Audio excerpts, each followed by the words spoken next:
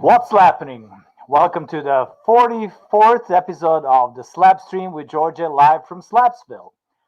I didn't think that I would last this long with slap-based live stream, but it seems that everybody likes it and everybody wants to see more. And I've been finding all these interesting guests, so I'm excited about each of these episodes. So thanks a lot for being here with me and for requesting more and more slap bass. Um, and oh yeah, I have to say this. So this time I have Art of Slap Bass T-shirt. So a few of you asked me how you can support this whole project besides um Patreon and donations via PayPal and Venmo, which are all in the description of the video. You can now get some merchandise. You can get some T-shirts, and we have these available on artofslapbass.com. Just go to the store section, and then you'll find these in black and red. Um, Today we have a truly special guest, as every week, and this time we have one of the people that are interested not just in rockabilly or psychobilly, but started with that and then started playing more other music styles like even metal and hip hop. And then I'm really curious to hear how he was able to apply this technique into these genres. And he played with some really big names that all of us are familiar with, not just the rockabilly fans. So he played with Fear Factory and Korn and Snoop Dogg, and he's in a band Violence right now.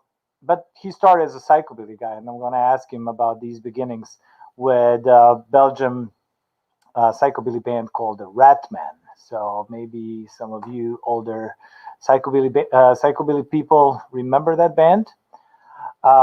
Younger generations probably not, but now is the time to introduce everyone to the wide variety of music styles that my today's guest uh, played during his career. And without further ado, I'm going to introduce Christian Oldie Wolbers. What's happening? Hey, Djordje. How's it going, man? Good, man. How are you?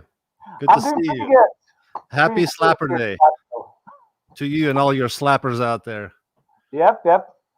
I'm excited to have you, to hear your perspective on slap bass and bass. Since you kind of started as a psychobilly person, but then you get more into metal and hip hop and all kinds of other stuff. So Yeah, I get really bored quick. curious to hear about your perspective. Yeah, man. Um, Glad to be well, here. yeah, I'm glad you're here. And first, I would like to know how are you holding up during this whole end of the world thing?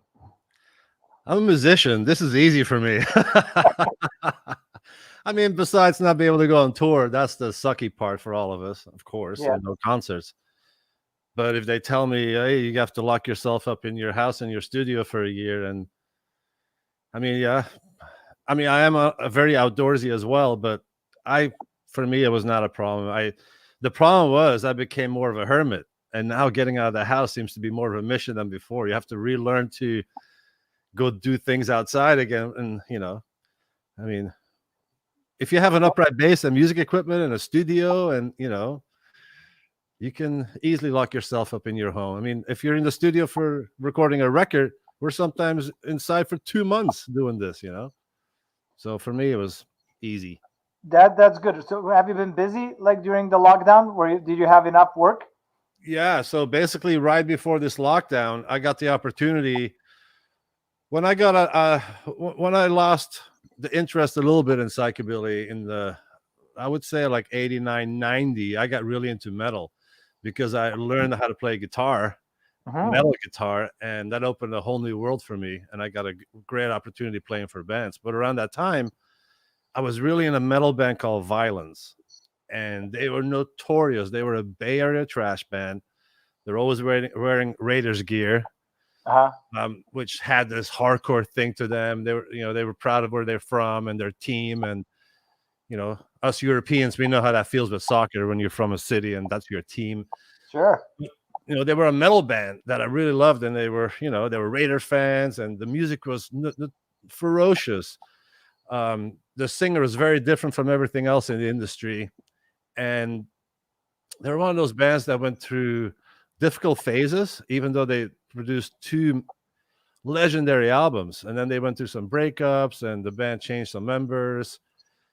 And one of the other guitar players went to Machine Head as well, because the 2 guitar players in Violence are Machine Head members, and so Violence was on the backbone and didn't really do anything for like 20 something years probably.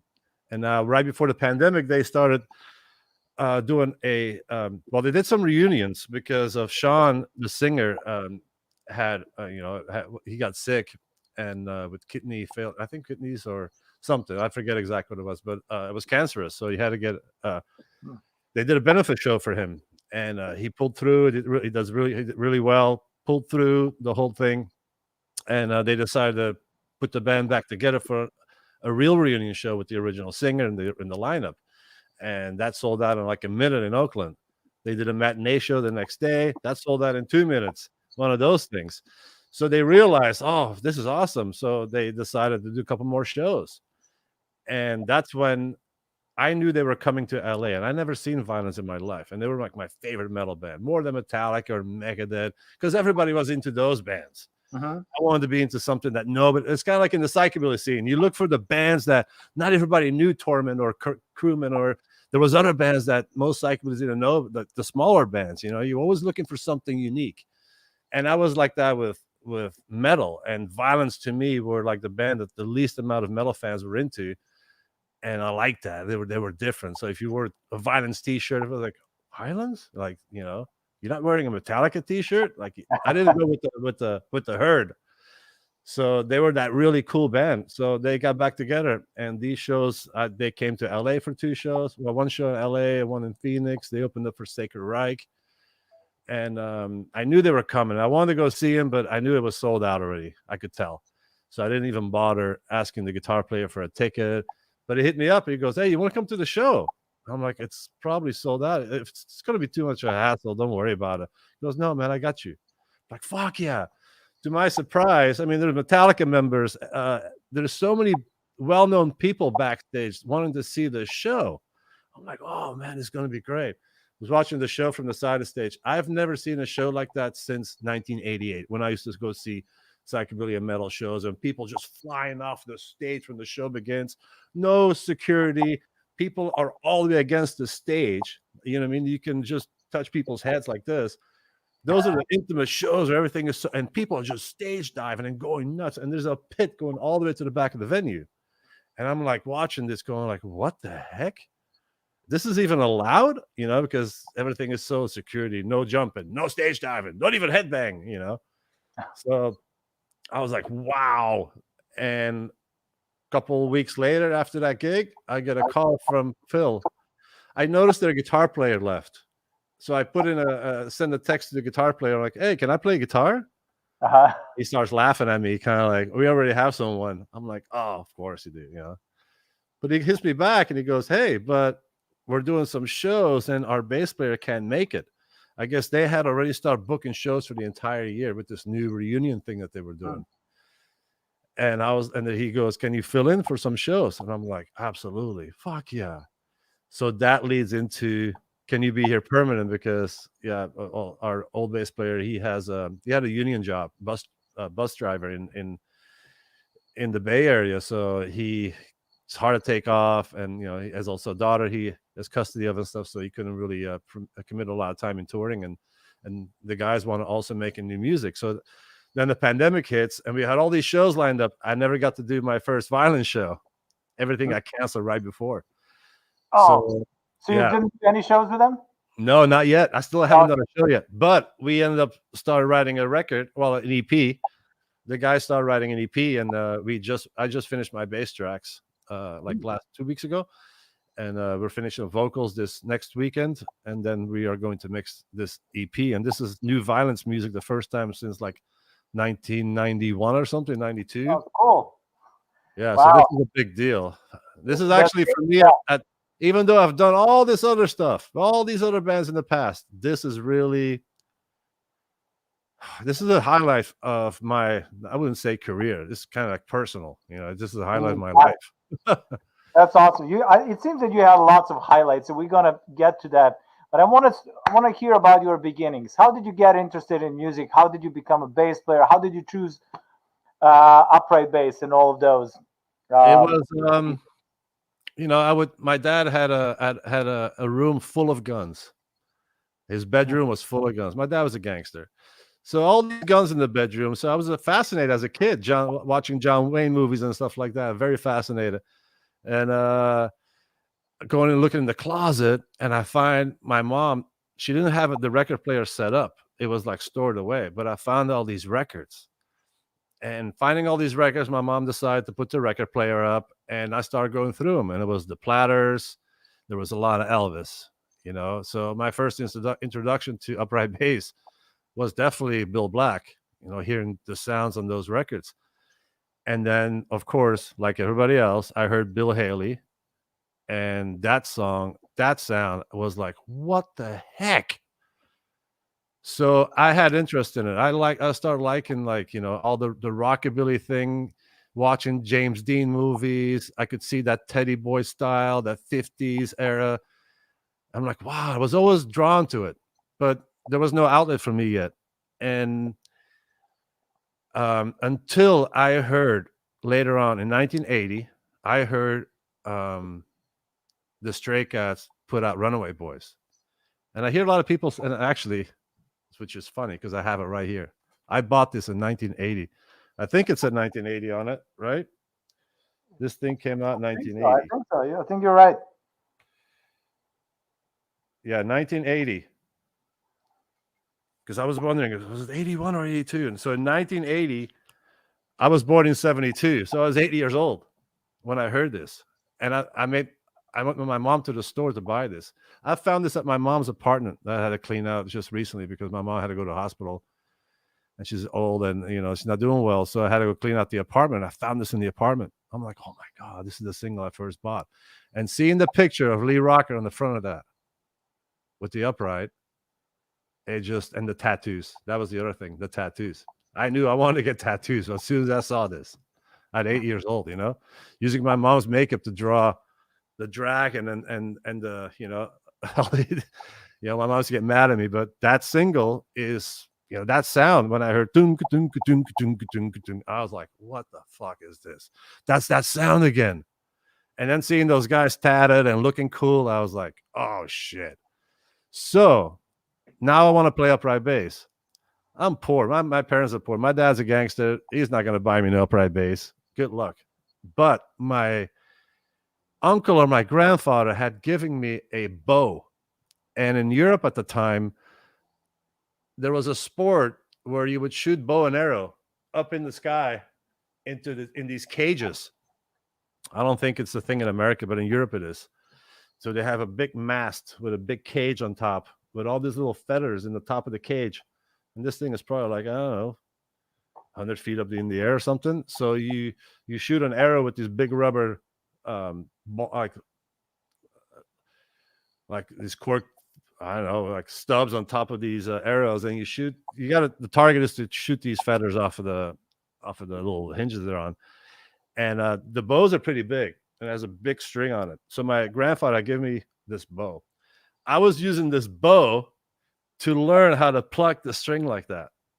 There was no fretboard or anything. So you're squeezing the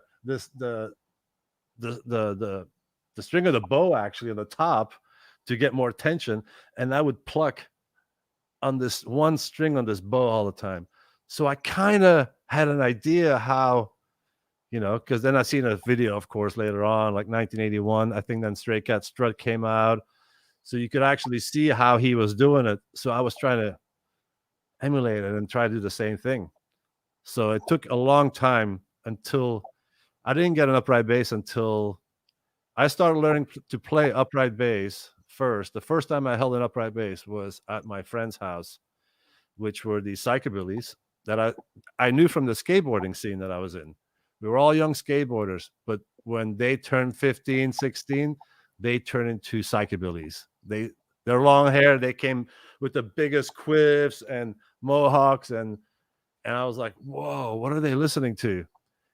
And they were listening to psychobilly. And that's when I learned that the Stray Cats, that what I was into already when I was younger, it was that same sound, but it turned into punk music. And I knew because of the skateboarding scene that, I had friends that were into metal, Suicidal Tendencies, that first record, that was a big record in our industry with skateboarding. And there was guys listening to NWA and hip hop, and there was guys listening to reggae. I wasn't really into that so much, but it was metal, and there was it was actually only 3 guys of our skateboarding crew that turned into psychobillies full on. And they discovered Batmobile and all these bands. And that's how I learned about those bands, through them. So I started hanging out with them. And we became like a group of 4 people. I showed you a picture. I think I sent you one of the pictures. We were all sitting in the car. That was the 4 of us. And, I learned all the psychobilly records through David and Misha and those guys. Those were the guys that later on ended up doing all the psychobilly festivals in Belgium. So that's kind of how it started. So the one of the 2 guys of the psychobillies ended up having an upright bass, like an old antique one, because his mom was into antiques. That's right. She was an antique dealer. Yeah, see, so that's the picture. So that's at one of the psychobilly festivals in Europe, as you can tell. I mean, that whole parking lot is full of psychos. Look at that van on the left. Look, if that's not a rape van, I don't know what is. That's probably from. What year is this one? This has to be like 80, 87 or something. Oh, okay, cool. Yeah. So how was psychobilly scene in Belgium back then? I mean, when I got into it, it felt like I stepped into something that was just like blooming, because there was a show in Ghent and I couldn't go to that show. And it was sold out. And that was I think it's probably one of the most legendary psychobilly shows in the entire genre. There's been a lot of shows, but that psychobilly show in Ghent was put up by the other guys who were doing psychobilly festivals. They were the first guys, Cullen and Rudy. And that show, I mean, it just had everyone. It also had the RATMEN opening up, or Scam, then RATMEN.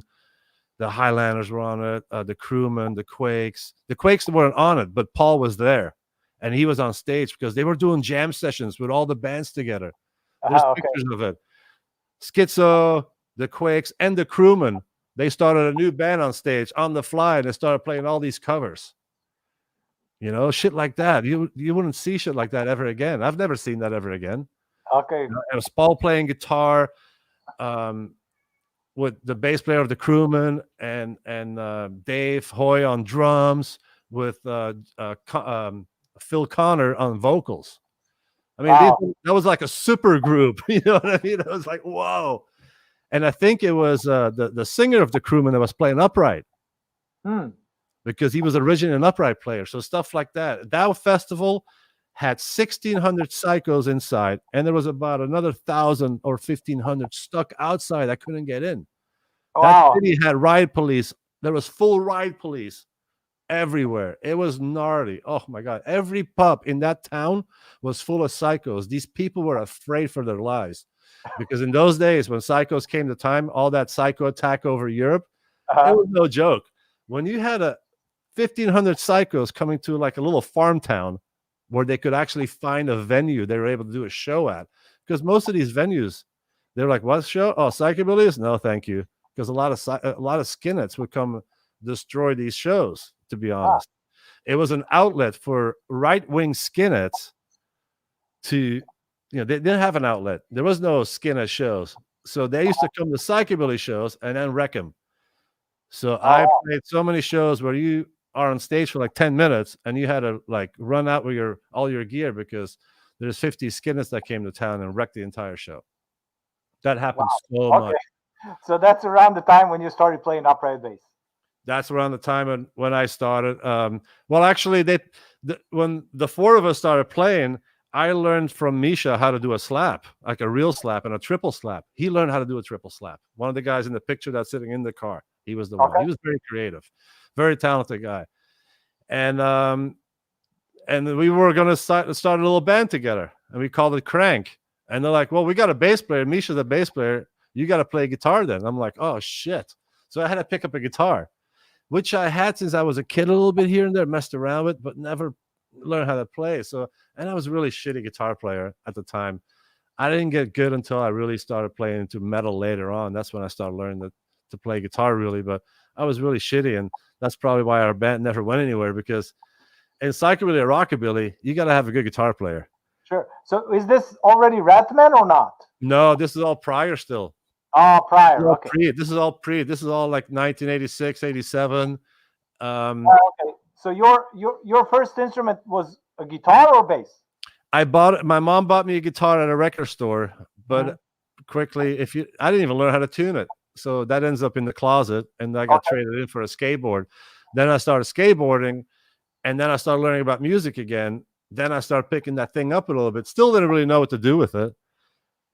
Then because I figured out that technique more than all these that was all too hard.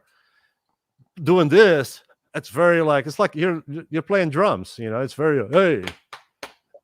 So that was easier for me to do. So I started getting really drawn to playing upright. I think around that time too, when I started hanging out with those guys, and even I was messing around with guitar a little bit in their group, and I would be at their house, and every time I pick up that upright, I had a little job down the street in Antwerp, and there was a music store on the way to my job. Every day I would stop at this music store because they had a cheap Chinese plywood upright in the store on one of those turning wheels on a rotating store display, and it would just turn, and it had a spotlight on it. Even at night, it was lit up. So I would drive by and I'd be like, "Oh, there's that upright again." So I kept looking at this thing forever. That thing was probably sitting in that store for a year and a half before my mom actually, I don't know how she got the money, but she pulled, and it was 30,000 Belgian francs. I never forget. So it must have been like $1,000.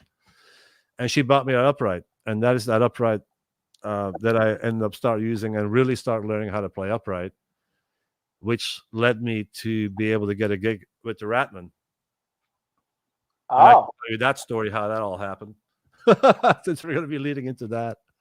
Cool. So and RATMEN was that a trio or quartet? Yeah, they were already a trio. They were established, and I think they're all from not all of them, maybe they were from more like the Brussels region, or they went to school there, but they all moved to Antwerp. The drummer was living in Antwerp, and the guitar player ended up moving to Antwerp, I think, too. So I'm at some party, and I'm actually at this point, I started playing. I always played soccer during this time as well, and I played for a team in Belgium in my hometown that actually started doing really well. I was a goalkeeper.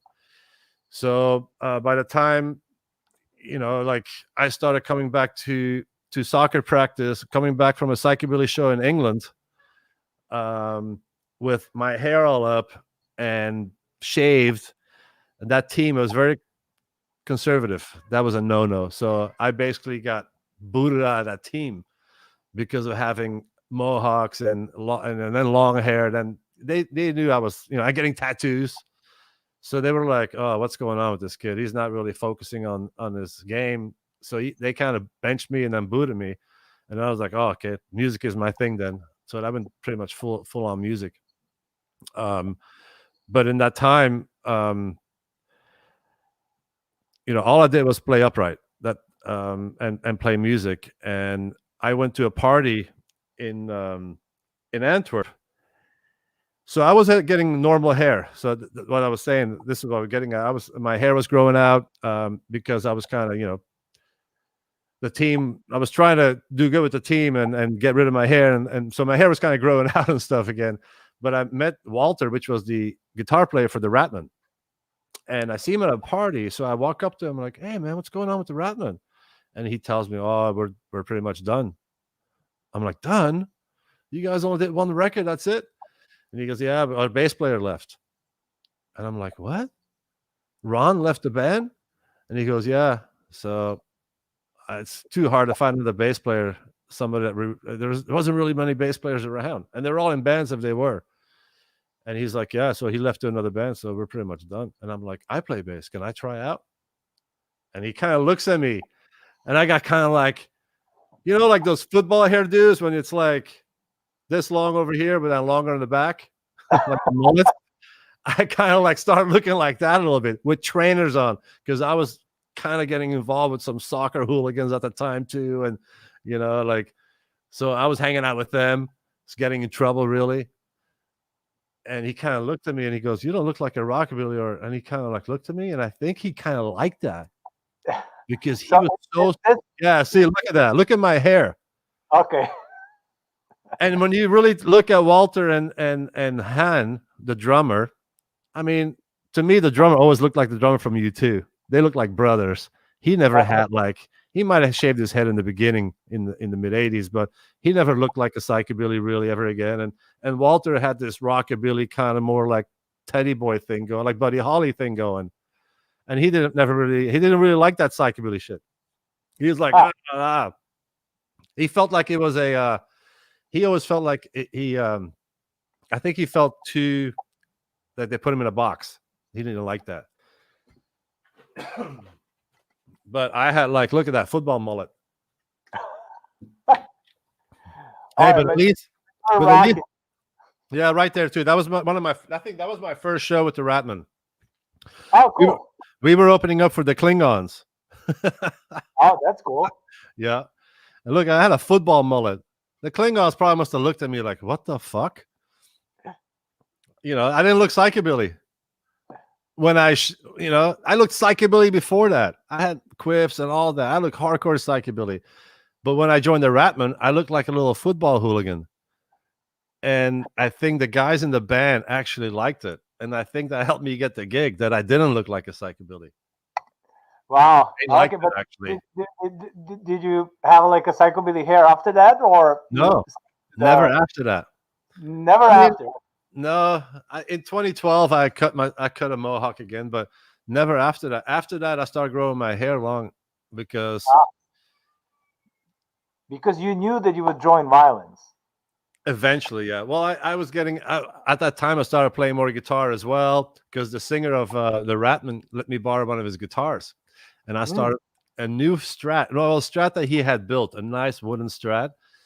And let me borrow that. I was playing that thing for at least 6 months, and I gave it back to him because he wanted it.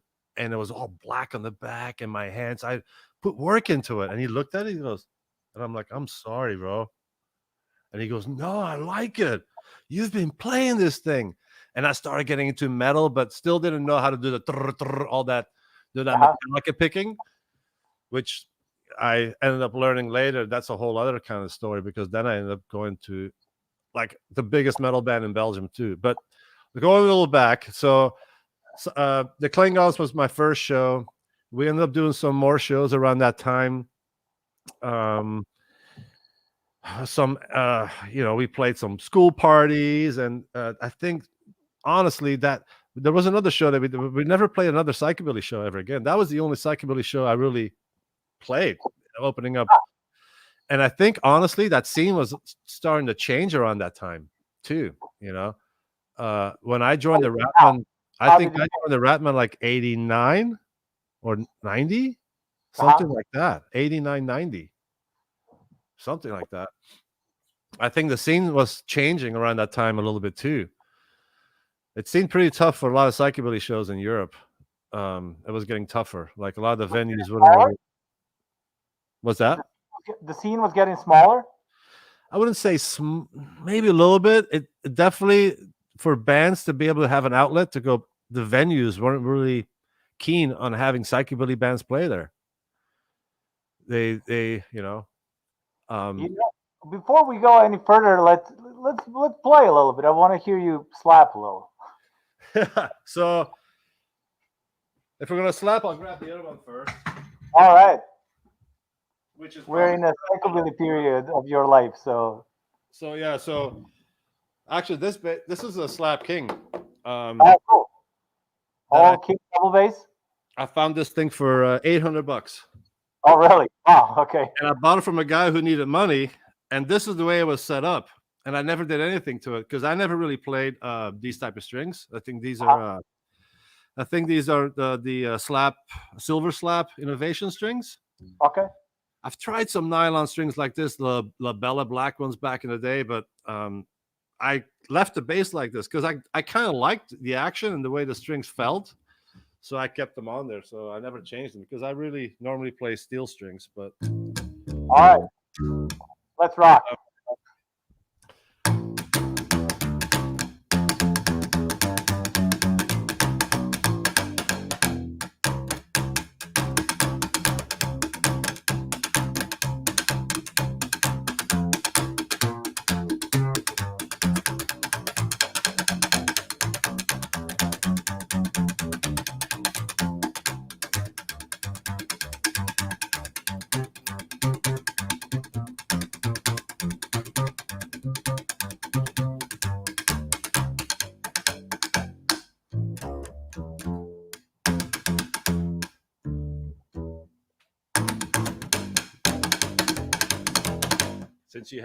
since you had Rob on the other day,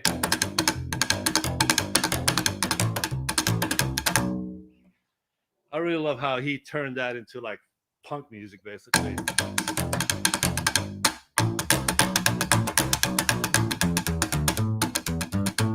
This is a Ratman song.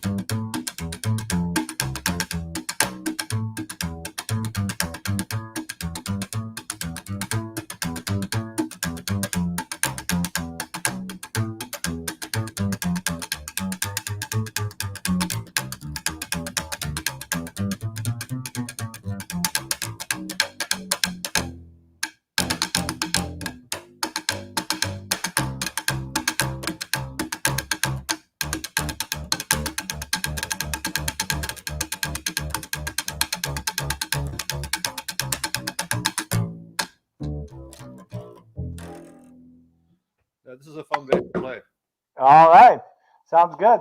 I mean, And, I'm not really a virtuoso, but you know, nobody ever really taught me shit. Everything I learned, I had to teach myself. well, that's the thing with with slap bass. We got some clapping hands here. Cloudberry, Carolyn D. And people enjoy. Um, and it's been like a few. We got a few comments. So let me see. Let me read them. Jack, evening from Walden, England, Georgia. I'll be buying one of them shirts. Yes, please do. I have these cool Arana Slap Bass t-shirts for the first time. Go to aranaslapbass.com and get yours, black or red.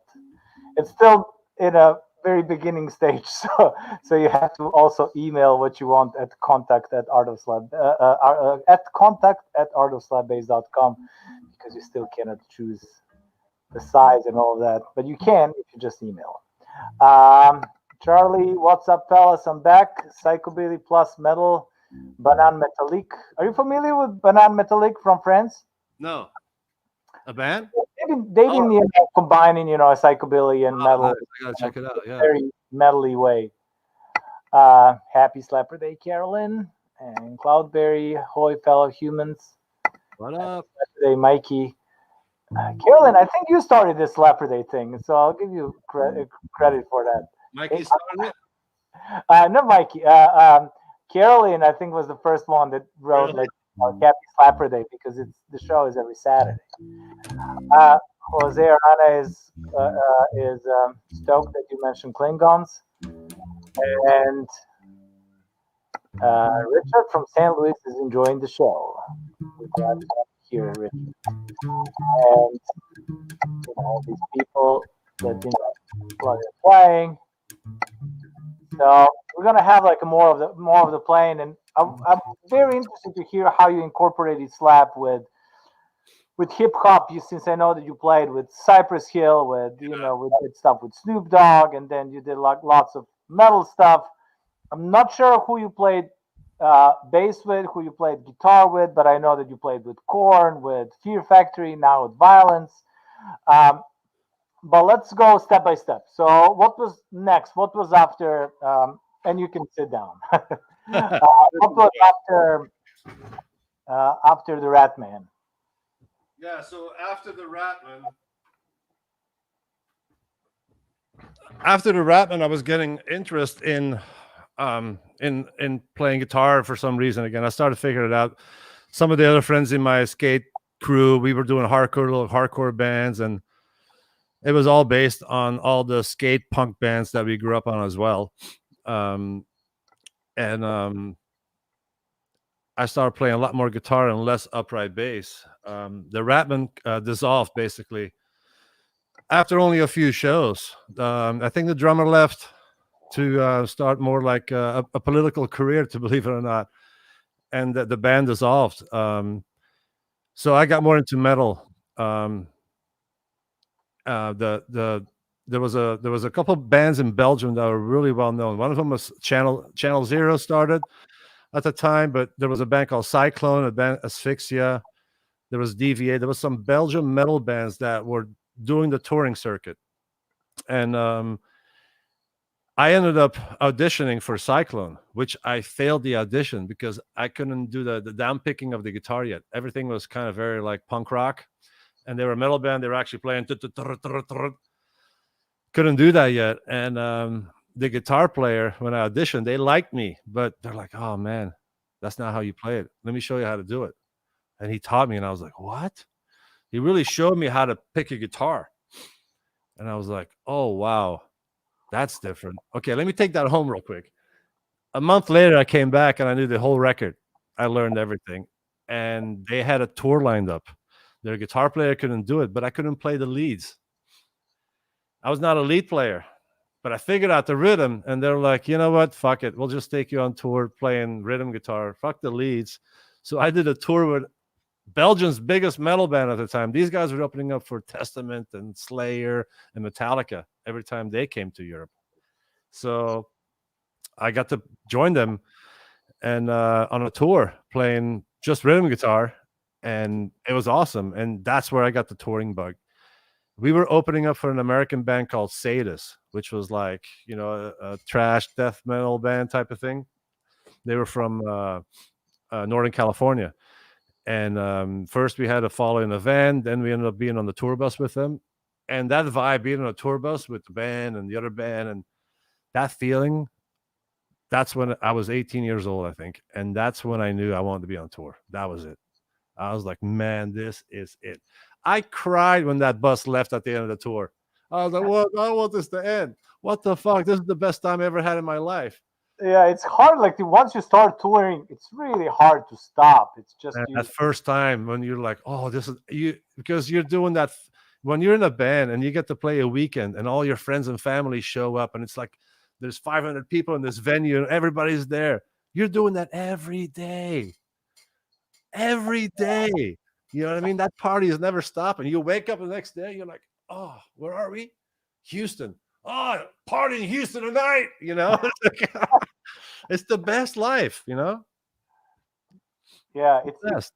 I would say it's hard life, but it's really the best life. It's not cut out for everybody, but yeah, it's not cut out for everyone, but it's definitely not. There is, some people, there's people, and also in as far as tour managers and crew people in that world, it's always the same people that you see on tour working for all the bands because they are road dogs. That's what they do. It's a whole different world. It's like a whole life. Yeah, but it's fun. It's a fun life, though. It is. Yeah, I definitely enjoy and I definitely miss it. I like being in Los Angeles, but it's I prefer being on the road. Yeah, it will be soon. I definitely miss it. Yeah, hopefully. It seems like that there's the shows line up like in starting with the summer. So hopefully, I just read an article that Hollywood Bowl is opening up in June or July. So we'll see. We'll see what happens. So basically, after Ratman, you have you ever had a gig that you just played upright bass? Yes. Oh, you're pulling some things out of my memory too, because I'm digging out too. So yeah, you're right. After the Ratman dissolved, and I was digging more into metal, I was at this little music shop in Antwerp, and a guy who was working with that music shop for music distribution for instruments. I think he was dealing with drums and stuff. Mentioned that he was looking for a bass player, and he saw me there one time, and he got my number, and he called me, and he goes, "Hey," his name was Serge, and I guess he used to play with the Dominoes, which was actually one of the bands that Ron, who left the Ratman, ended up in. Was another band from the Brussels region, the Dominoes. And he was like, "Yeah, man, I heard about you. I'm doing this record with a 3-piece. Me and Michelle, I'm singing, I play drums and sing, and we're looking for a bass player. Wanted to record this little EP." I'm like, "Oh, cool. All right, I'm in," because I still wanted to play some upright, you know. And that's what I did, and it was called Jack You're Dead. I have the EP somewhere in my garage. I couldn't find the rest online. I only found one song online, which I sent to you as well. I think that link. Uh-huh.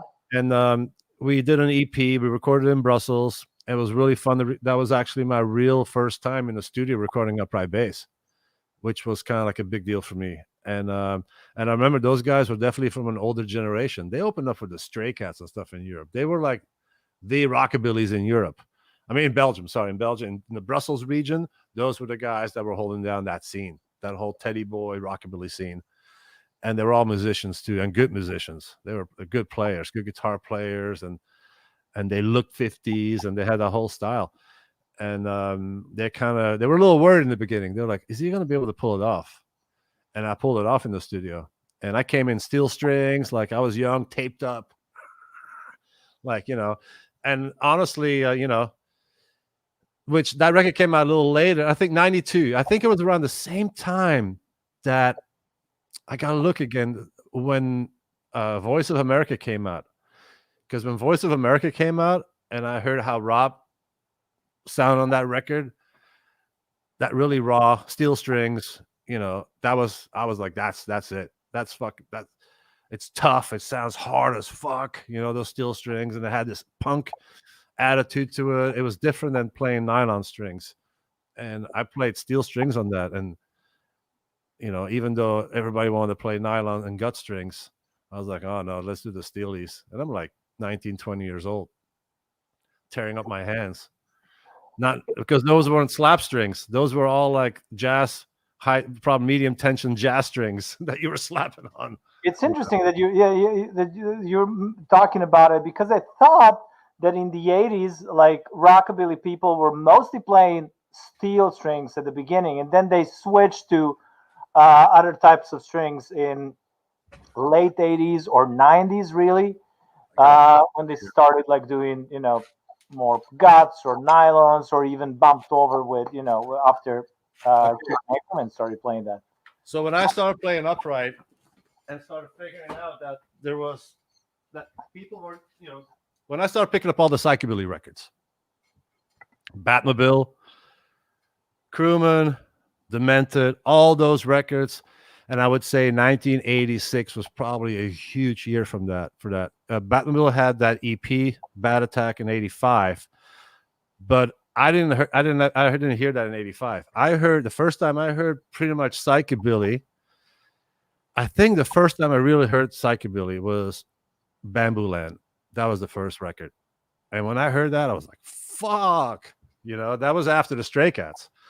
So when I figured out my buddies that I grew up with skateboarding with were into the psychobilly scene, and there was one logo that I recognized, like I saw right away, and that caught my eye, and it was this Batmobile logo.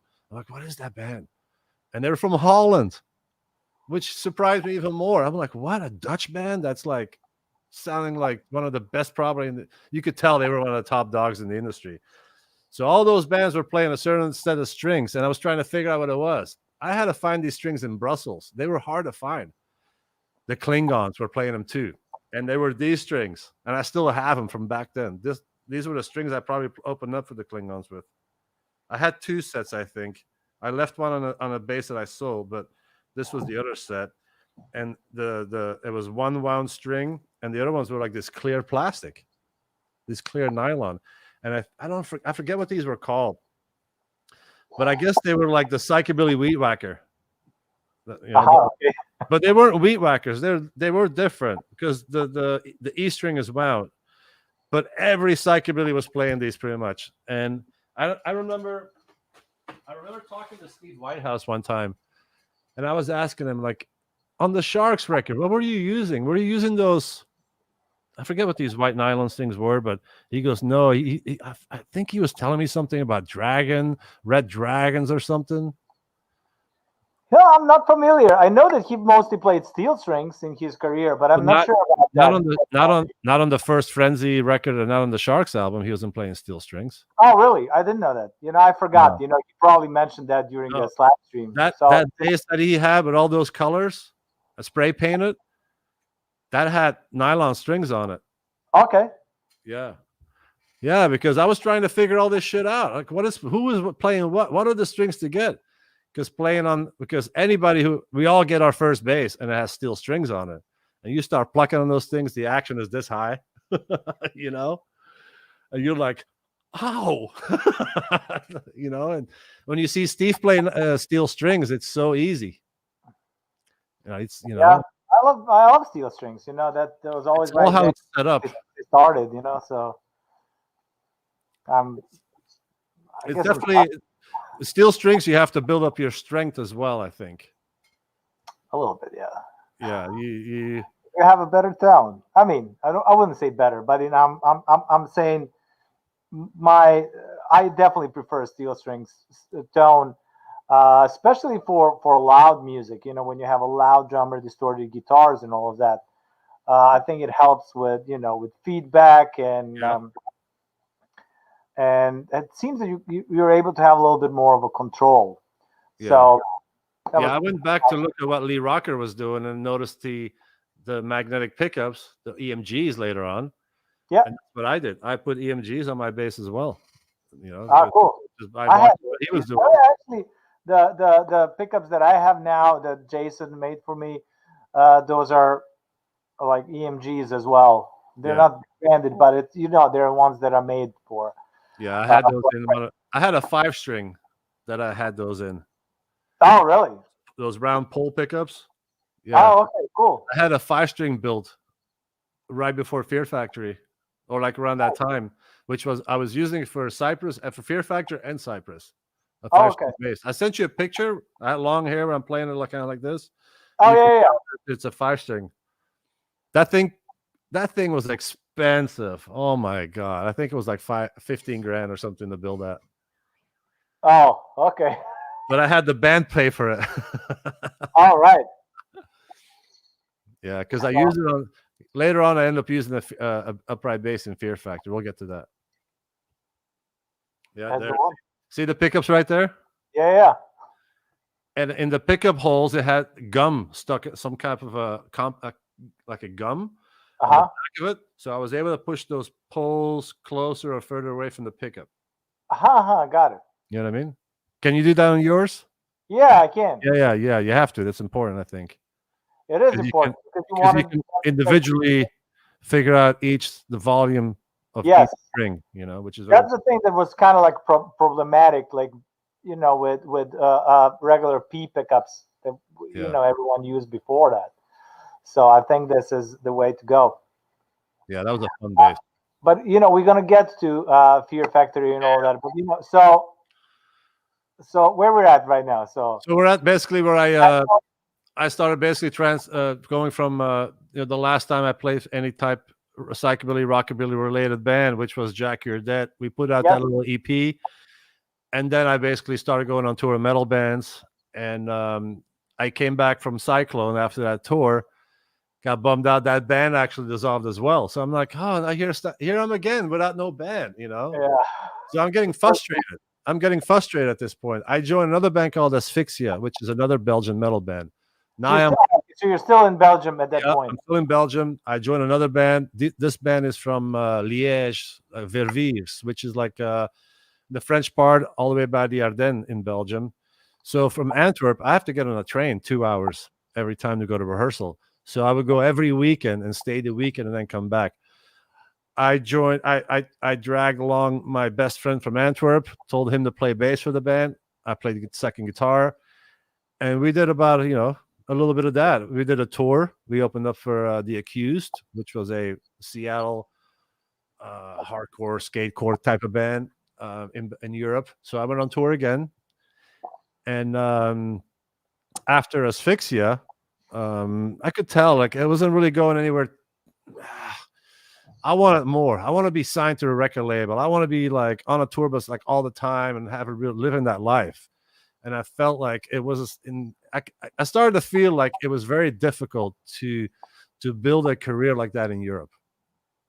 So one of my dreams was always These to were go. like mid 90s, right? This is 1991, 92. Yeah. Okay. Yeah. So now I'm starting to feel like I've never been to the US. I want to take a trip overseas. I worked in a bar where all my friends from my skate crew, my music friends will always hang out in this bar in Antwerp. And notorious bar. So much fun we had in that place. We could play our own music, do anything in there. And I started realizing that I saved some money, realized I want to take this trip to the US, never been here. So basically geared up like a rucksack, my fishing rucksack that I had, big ass backpack, a guitar, and that was it. And I bought a plane ticket and I came to the US. And in the US, I didn't really know anyone except for somebody I had been talking to with letters at the time, because this is before the internet. And I'm talking to Dale Henderson, which is the guitar player singer for a Venice band called Beowulf, a hardcore band that I listened to while I was in Belgium. I was a big fan of this band. So I started showing a lot of interest for all the bands that were coming from Venice, especially the hardcore punk rock scene, metal scene, Suicidal Tendencies, Beowulf, Excel, No Mercy, Uncle Slam, all these bands from here, this area in Venice, because I grew up skateboarding. So I really like that scene here. All these Christian Osoy, all these Dogtown, that whole legacy. So I always wanted to go to Venice. So I came to Venice, met with Dale. Dale was kind enough to let me stay in the rehearsal space. So I got to see Beowulf rehearse and stuff like that, which was like at the time, like watching one of your favorite bands like rehearse and hanging out with them was a big deal. And, I couldn't stay there forever. So after a week, maybe 2 weeks, they were like, well, you got to go, bro. You can't stay here forever. I'm like, yeah, I know. So I went to Hollywood and I found a spot in Hollywood to stay for an extra couple of weeks before I was going to go back to Belgium. And I spent most of my money in buying clothes and Vans and, had my guitar repaired and fixed up so I could take it back to Europe and have a decent guitar over there, stuff like that. And I'm at the parking lot we call it the Rock and Roll supermarket on Sunset Boulevard, which is a Ralph's, right kind of next to, it's on Fuller Avenue. It's right next to Guitar Center, kind of. Okay. They call it the Rock and Roll Ralph's right there, because all the bands always go there from the studios and all the music industry. So I walk into the parking lot and there's this guy standing outside, beard, he's leather jacket, and he's kind of looking at me, and I'm looking at him because I recognize him. He looks familiar to me, and I'm looking at him, but I know here it's called mad dogging, and you got to be careful because you can get shot for shit like that, if you look at somebody the wrong way. But I'm like, oh, that looks like Bobby, my buddy Bobby. And I get close, and he goes, what you want, kid? Huh? Hey, man, what are you doing here? So it is Bobby Hamill from Biohazard, a band called Biohazard, which in the early 90s, they were like one of the biggest things in music. They changed hardcore and metal a little bit when they came out. And they were a hardcore band that was blowing up, a lot of charisma. And I love that band. And I really like that band. In one period when I got a little bit into hardcore, it was like Biohazard and Propane. Yeah. I like those in Serbia you couldn't see like that many bands, but I remember that I went to see both of those bands when they were coming back to town. then, in the early 90s? No, not early 90s. Well, later it was around. What was the name of the album? State of the World Address. Yeah, that was their third record. Yeah, that was the record they were recording when I met those guys in that parking lot. Oh, okay, cool. Yeah, because I'm standing there and he's like, dude, what are you doing here? This is a long way from Belgium, buddy. And I'm like, oh, I'm here on vacation. He's like, what? No way. I'm like, what are you doing here? And everybody else starts walking out of the supermarket, looking at me like Bobby standing right there, Evan, and they're roadie, and they all Evan. This is a funny story. The reason why they recognized me in Hollywood was because when we were in Belgium at a Biohazard show, me and Evan and Bobby were walking through the streets of Ghent where they had those big psychobilly shows, and there was a South American band practicing on the side of, or like just playing for money, and Evan walks over and gives them money, and I'm like, I'll play one of those things. And Bobby with his big mouth goes, "Hey, let my boy play your upright bass," and he pulls out some money. And the guy, because he gave him money, he looks at me all scared, and he like hands me the upright, and I walk over and I start slapping. Upright, and he's like he thinks it's just gonna break. And he never seen anything like that on thing, that South American guy. He was just kind of plucking, blung, blung, blung. And I go over, and I start slapping on his bass. And Bobby and Evan are like, "Holy shit, you play that shit like that? Oh, wow." Because, when you see somebody slap on an upright, it looks kind of impressive if you've never seen it. And I'm like, "Yeah, man, I've been doing that since I was young. Psychobilly, rockabilly, love all that shit." And they're like, "Oh." So when I was in LA, meeting them in the parking lot, they were telling me, "We should come by the studio, come hang out with us." So when I'm hanging out with them, Evan remembers that time when he saw me play upright in Belgium, like 3 years prior to that. And he's like, "Wait a minute. There's a band here in LA looking for a bass player. You're a bass player. You should be in that band, Fear Factory." And I'm like, I heard of Fear Factory. When I was on my second European tour, the tour manager that was organizing the tour got a package in the mail. There was a Fear Factory CD to press him to take that band on the European tour. And he goes, "Dude, you like this?" And he gave me the CD. And I took that CD home. And so I had the CD of Fear Factory because of that reason. So I knew the band. And I'm like, "Oh, shit." I knew they were a death metal band, which was, I liked some death. I liked Napalm Death. So I did have a little bit of a passion for like the really hard death metal stuff. But not every band. I didn't like the whole genre. There was only a few things that I liked.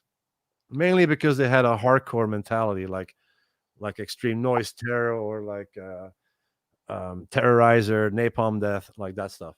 It had a very hardcore background, that style.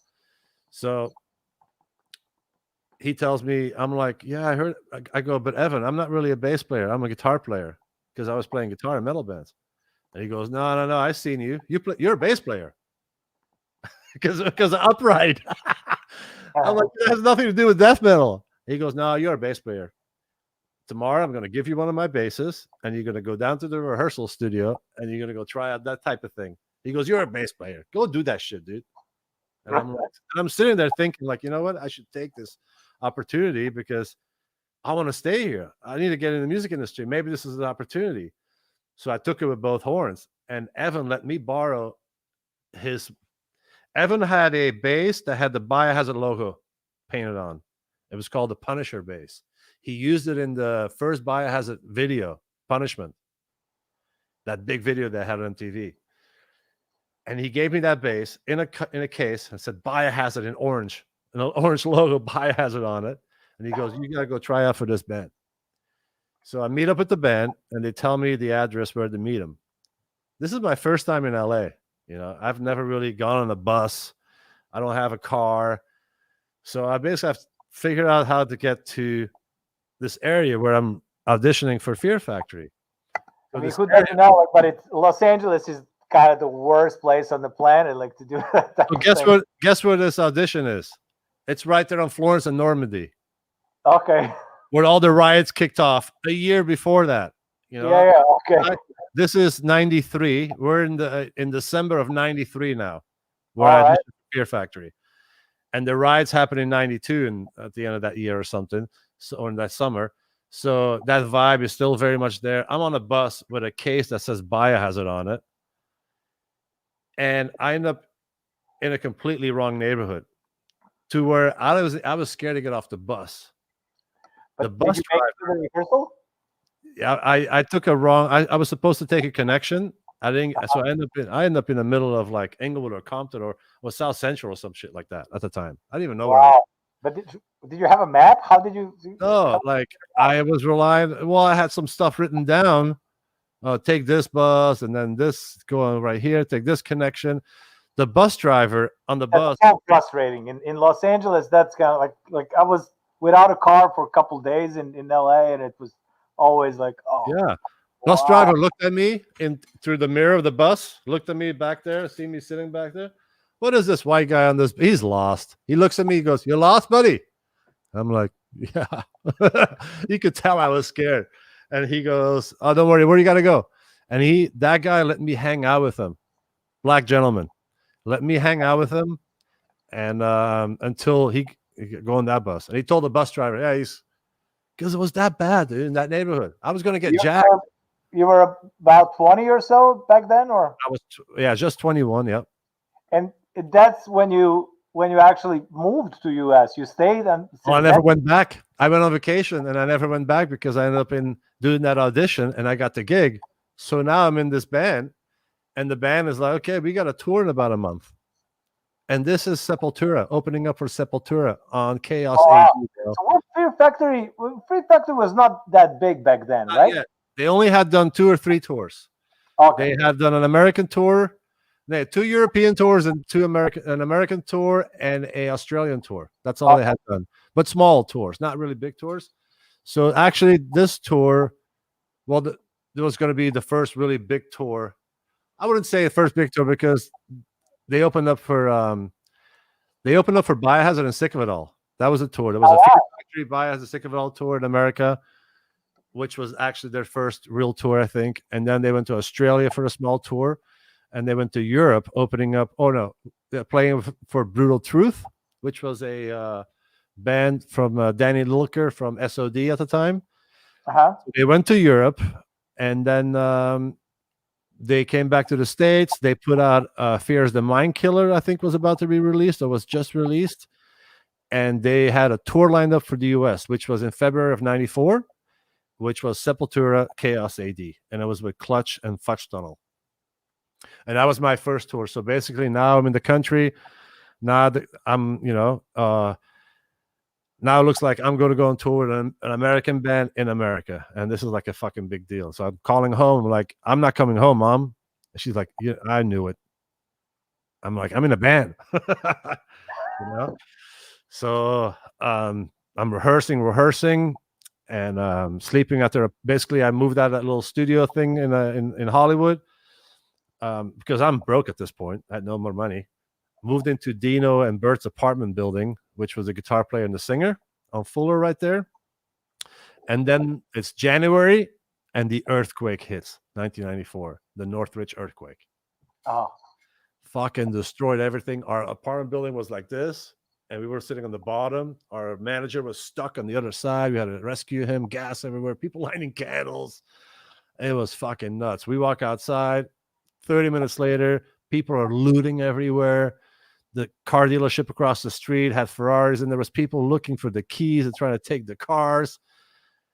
Pier 1 Imports right next to us was this big store. They were getting all the windows were busted on every store on Hollywood Boulevard or Sunset Boulevard. People were looting left and right. It was chaos. It was crazy.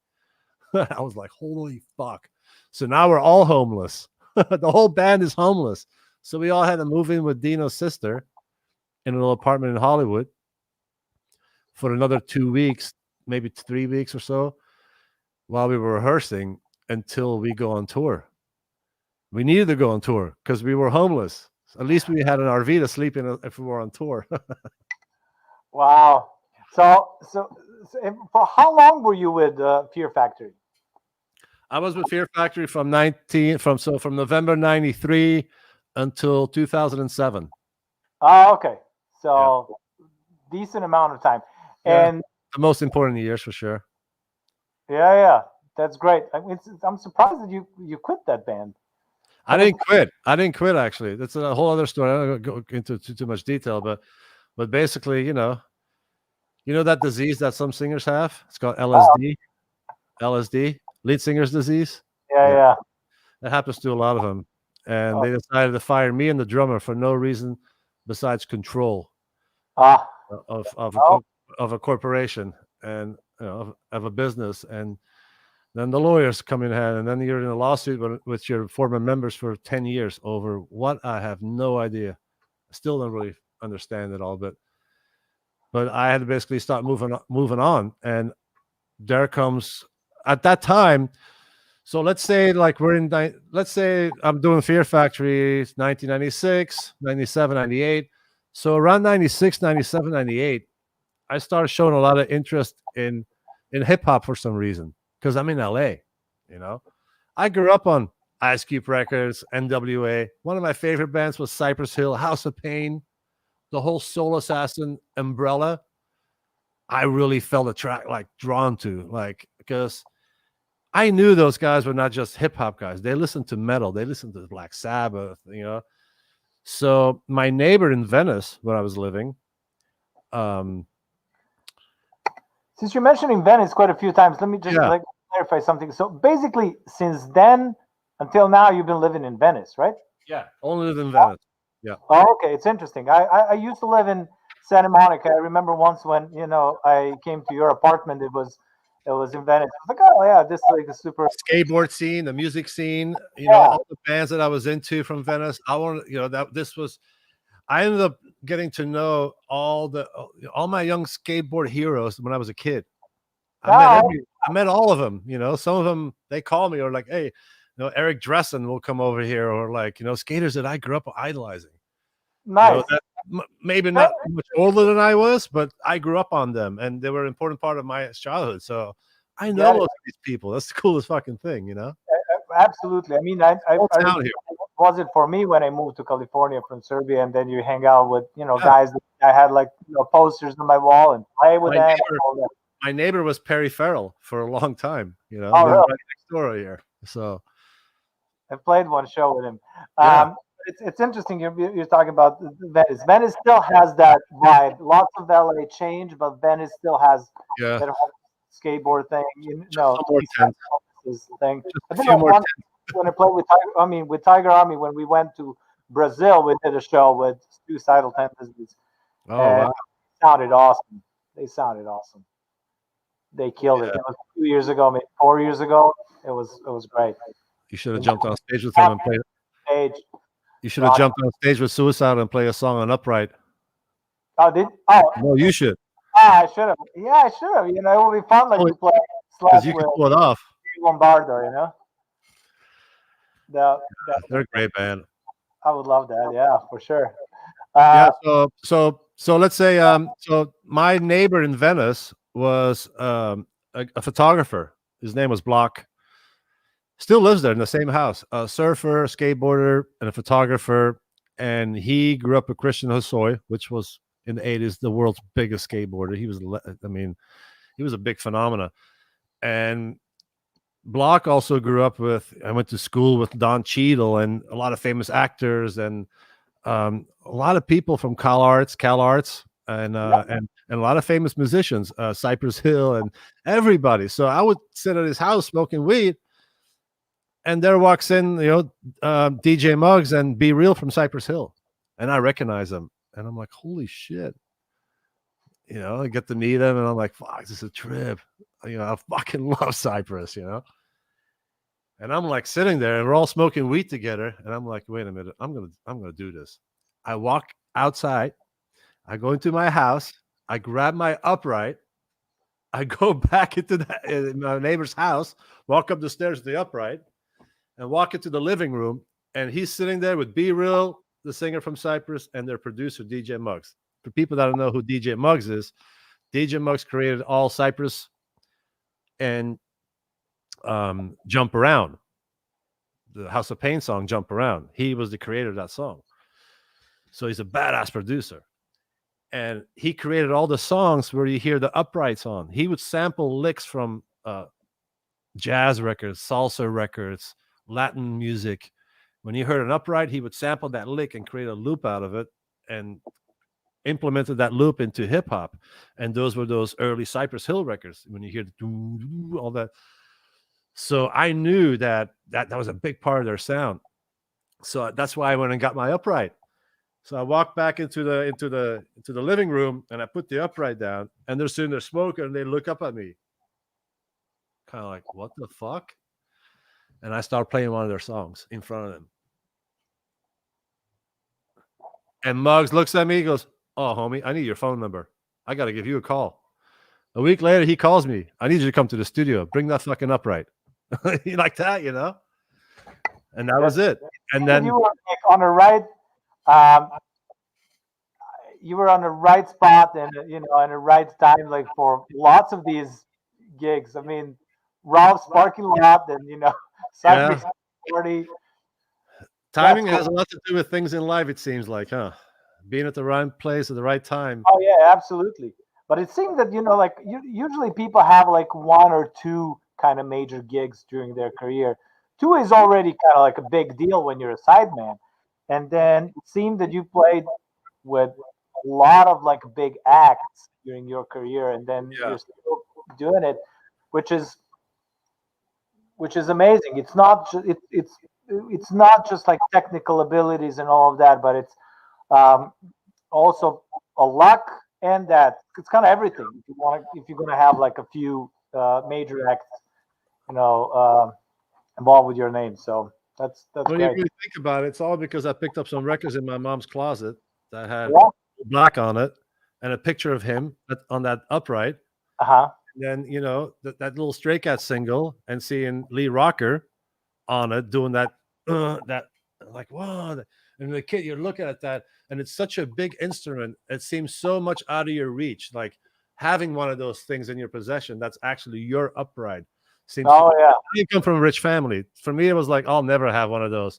I'm gonna have to get a piece of plywood and put some strings on it or something. I'll never have an upright, and be able to have one eventually. And then, I mean, now I probably had 10 or 15 of those things in my life. But it's such a magical instrument. Even if somebody comes over to my house and they're sitting in my house and they see him, they're like, "Oh wow, it looks like a piece of art," playing that, and seeing somebody playing one of those and that sound, and really to think that, this instrument, I was able to still use it in other bands later on in life that had nothing to do with upright. I mean, Cypress has a little bit when they sampled some upright licks from a record, like hip hop samples.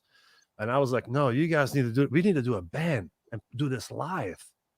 And they're like, but they already probably had the idea as well. But because they were into metal and stuff like that, so they probably saw the upright then and were like putting two and two together.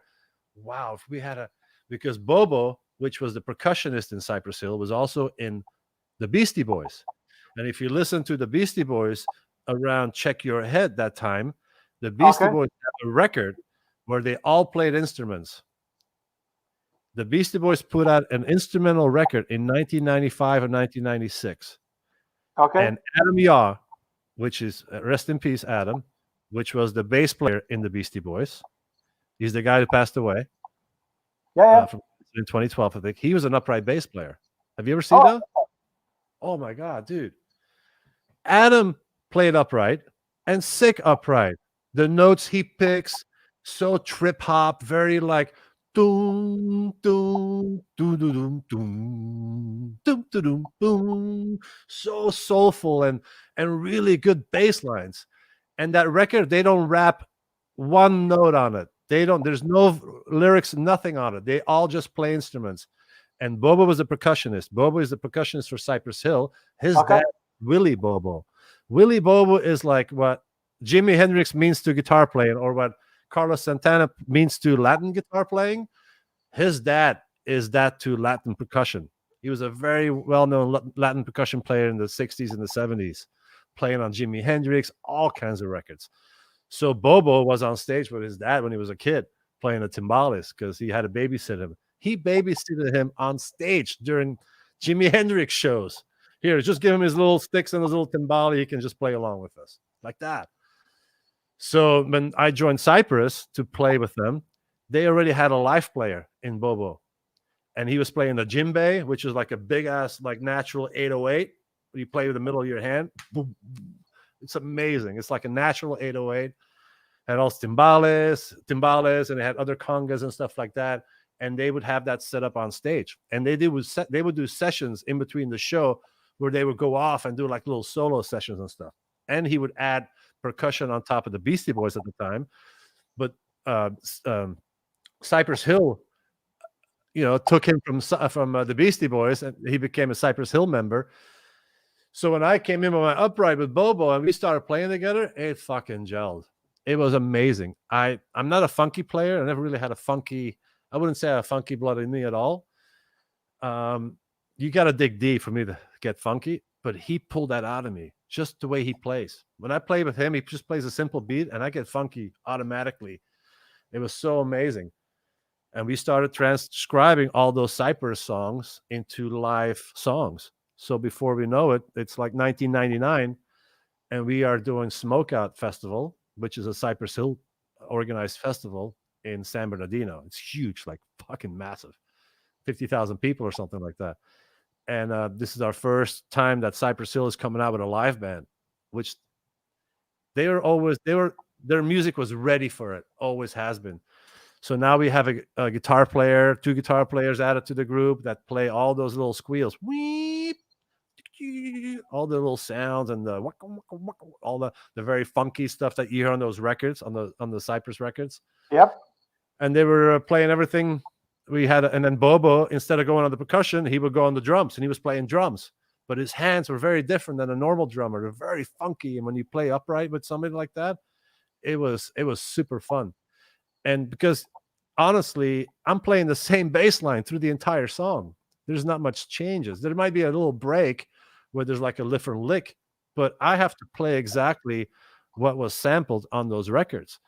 And when I came in, playing those songs was, it's weird because you're playing something that somebody sampled and they pitched it. They didn't tune it exactly like it was on, you're thinking you're playing exactly on the dot. No, these songs are not exactly on the dot. They're sometimes just a hair off. Sometimes I have to find the note, and then the second note is not the normal note. I have to stretch a little bit because the way they sampled it has a certain sound. And I'm playing it. Well, and it doesn't sound the same. So I had to manually adjust and Jurassic Park it, basically, like totally dinosaur it out. Like, I mean, I was putting my fingers in positions that are not normal, but I had to play it like that because that's how it sounded like the record. And I had to make it sound like those samples, which was very tricky in the beginning, because they're sampling something from a jazz record and that might be steel strings. And then they're using a salsa record and they use gut strings, and they have these weird, and they filter everything out. So it sounds very like boom, boom, boom, boom, boom, boom, boom, like very like, and you have to make it sound like that. You can't just pick it like a regular jazz player. It didn't sound like exactly like, so I had to learn to pick it and make those uprights sound like the way that producer sampled it on those records. It's kind of different way, like, to play an instrument. You kind of have to adjust yourself completely. I wouldn't say it's the same as like learning a new instrument, but it's kind of like you have to change your approach to actual playing an instrument. And I'm glad you're mentioning the Beastie Boys and on. I didn't know that. You gotta check that record. I'll send you the link. That record, the Beastie Boys, only did one record. And Boba told me the story that they were on acid. That's when they bought a studio in Glendale at the time. Okay.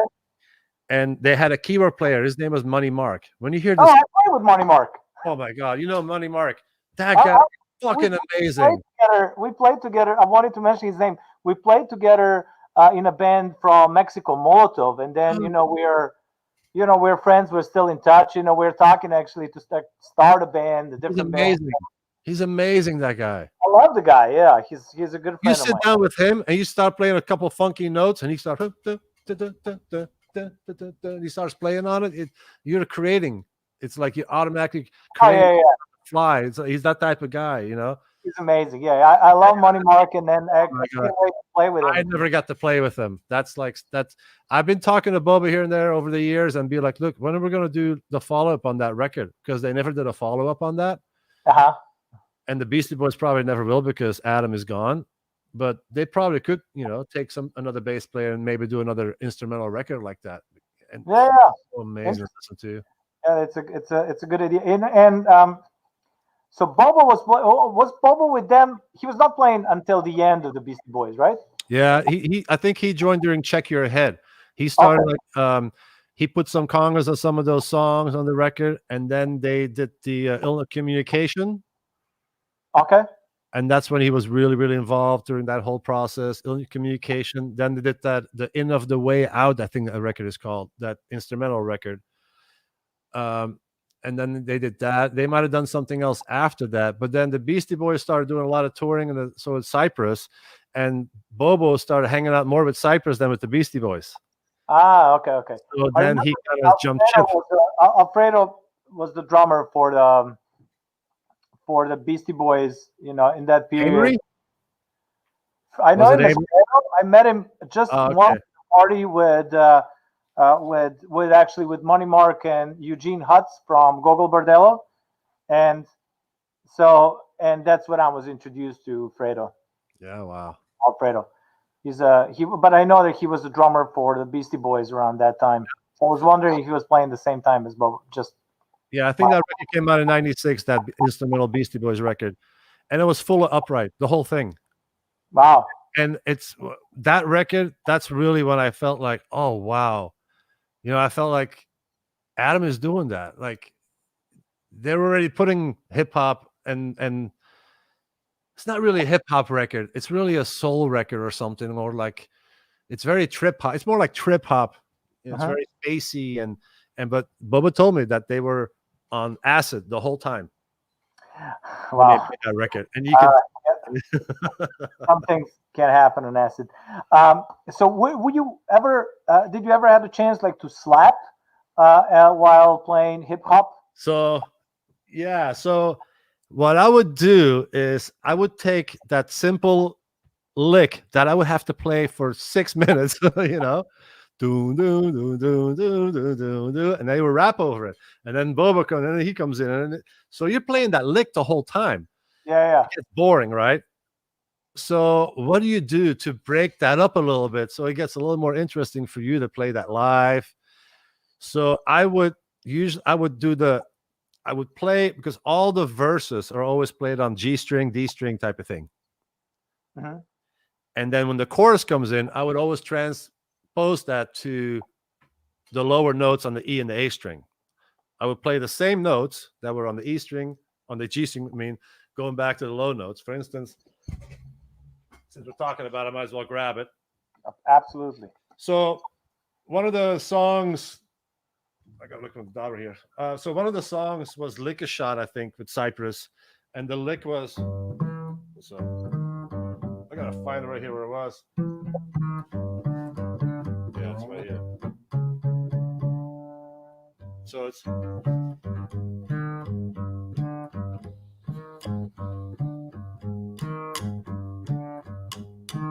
so that was the lick, I think. Yeah. It's been a while. So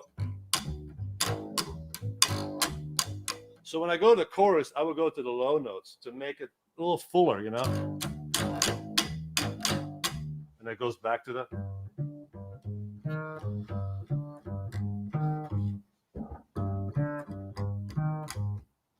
chorus.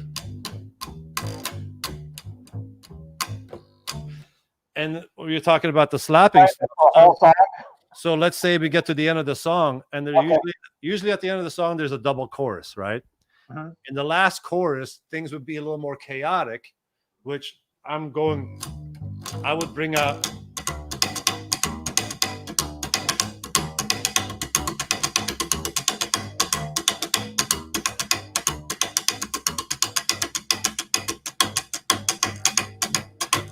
You know what I mean? It'd be like the big ending.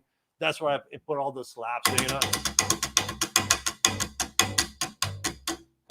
You know what I mean? But everything starts with, you know, or this was another one. This is actually another lick that was a big Cypress lick, was the Ain't Going Out one.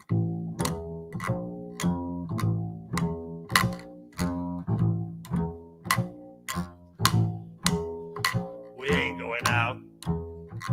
We ain't going out, you know.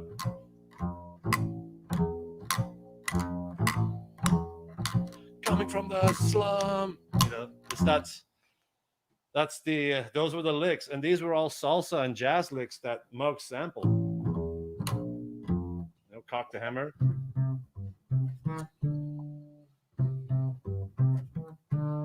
Would start off like that. They would rap over this verse, and then we go to the chorus. I go.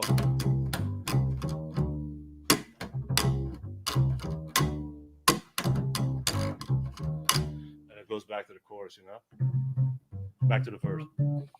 So I would do the dynamic like that. I go a lot from the verses. I go to the heavier notes because it make it more fuller during the show. But because that's not on the albums like that. On the albums, it's just all like there's that one lick going all the way through. Yeah. So since it's sampled, I would try to make it a little more interesting. And yeah, and there's not much slapping that you can do in hip hop, but during the parts where it's that little jam session where he's playing, and I'm playing that.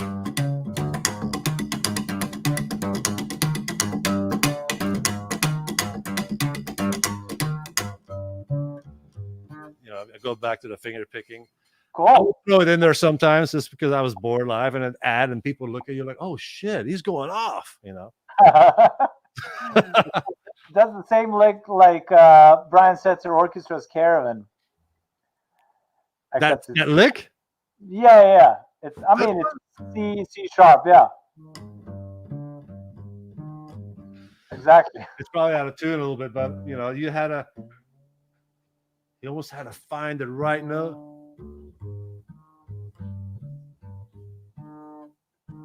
You had to move your finger. And every upright sounds different. This one, the strings are probably a little higher than I would usually do it, because I pulled it up because I knew I was going to slap a little bit. But the setup for doing a lot of picking is I usually have my strings pretty low. But I like low action versus high. Oh, really? Okay. I like my thing was always a little bit higher action, but on steel strings, personal preference. To have a lot of finesse on steel strings seems pretty difficult. Like when you see somebody like Steve, he plays 1,000,000 miles an hour on steel strings, and once you start digging in, you want to get a little more under. Live, it's usually more. When you have your set really low set and you're playing live, you're like, oh, you're playing like this after like 5 minutes because you lose your strength or your finesse. Has to be the right everything. Yeah, it's not an easy instrument because you think, I can just pull this on a stage and start slapping for 45 minutes in a band on stage. Is completely different from when you're playing in your bedroom with records. Absolutely, but it's the coolest. So there you go. Since you have your bass with you, I would like to ask you about the terminology that you're using or not using. If you have to explain to someone what are all these different slaps, and I would like to hear what are the different patterns that you're using as well. So, do you have any certain terminology that you use, like when you talk about different slap patterns? I know everybody. Yeah, I do, and when I do guitar lessons with people, I built like a terminology like that in 1, 2, 3, 4, 5, 6. Because in guitar picking, when you pick on a guitar, guitar pick on a bass, whatever, this would be a 1. These would be 2s, 3s. Okay. So the triplet would be. That's a triplet. That's 4. That's 5. That's 6. Okay. 5. 4. So those are 4s. So I play metal. So that was something. My right hand in metal is probably my weapon. My most valuable weapon in my music. It's not so much. I'm not a virtuoso. I'm not a good left hand player. I'm all right hand. And when I talk to people about guitar playing and they like to learn the picking, like the doubles and the triples, and that's how I tell them in numbers. So 1, 2, 3, 4, 5, 6. So, but in of course on an upright it's completely different. And I think like anybody else, this is a 1 for me. That's just a 1. I mean that's a 1. and a 2 would be what people call a gallop. But I kind of find that a stupid terminology, a gallop. I'm galloping. Hey. Yeah, it's kind of So this to me is a 2. And my favorite 2, since you had one of my favorite bass players on last week, the guy that nobody knows of. You know, the Rob, our buddy Rob Peltier. I mean, it's like he did a double slap on the first Quakes album. I forget what song it was.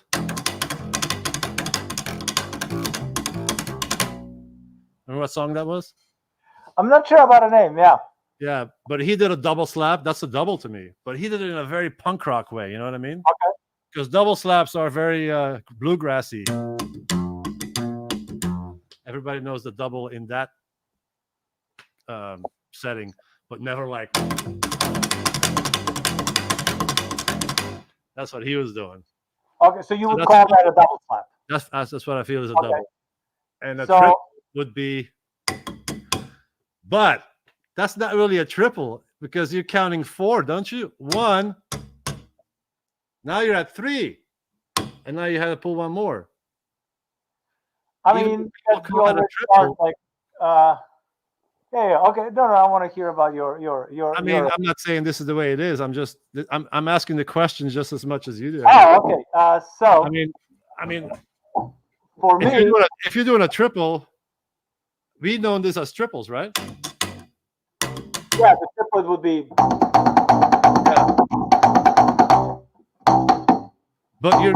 But when you're doing that technique, you're actually making connection with the string 4 times.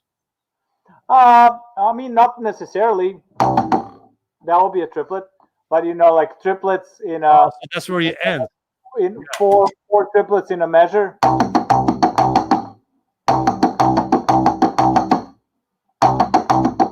would feel this is a triple, and that's where it ends. That's your triple. But if you're going like, yeah, that's your triple. Yeah, that's a triplet. Yeah. But that feels like an unfinished triple, doesn't it? I mean, depends what you want to play. I mean, you know, everybody has its own approach, Yeah. you know. So for you, 1 is this, Yeah. right? Mm-hmm. And 2 is this. Yeah. Well, 2s. Okay, so what is this? What is this? That's a single to me. What is this? That's a half. That's a single too, but that's a single with no slapback. Aha, okay. Like a.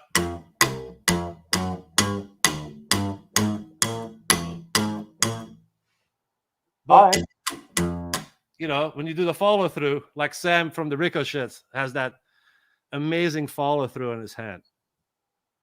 If we're going to speak about the other.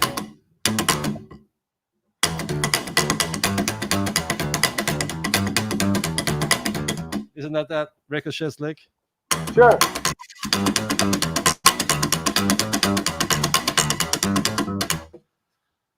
Yeah, because you're following through, it makes that,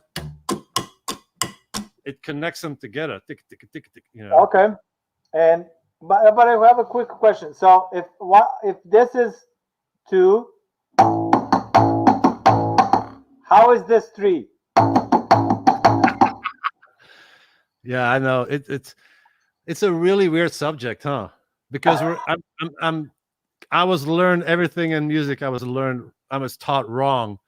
Because when you're in the psychobilly scene, everything is fucking wrong. Everything, the basses sounded terrible, the pickups were terrible, plastic strings. Everybody was trial and error. Everybody, and there was only a few people that were able to pull it off, and it sounded good. And then it was people that were using steel strings, or there was only a few people that were really making every record. It's a funny thing because we're all upright bass players, but we all sound different. And we're all trying to do the same thing, but we all do it differently, and no one sounds the same. We can all take the same bass and play on it and record 100 players, every player that you had on your show. and we will all let's say play the same lick. We will all sound different, and that's actually the beautiful thing about this instrument. It's not something. I mean, we can all pick up an acoustic guitar, electric guitar, and play the same songs, and we're trying to emulate that sounding just like Jimmy or like Eddie but an upright. Everyone sounds different always. Even as a player individually, you will sound different a year from now than you do now. You always evolve, and your hands evolve, and you know what I mean. I've learned something the other day, and this is like we haven't got to the number 4 yet as far as slaps.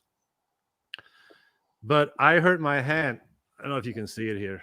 I cut my hand from here to here open with a high pressure washer about 2 months ago. Oh, I almost blew that fucker off, but 2,500 psi. So I couldn't use my left hand. So what was I doing? You know, I was smoking a joint, and I'm like, oh, I want to play some music, and I can't play. So I'm sitting here slapping my right.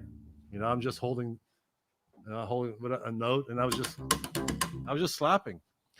And I remember you had an artist, you had a bass player on your show, Nicholas, right?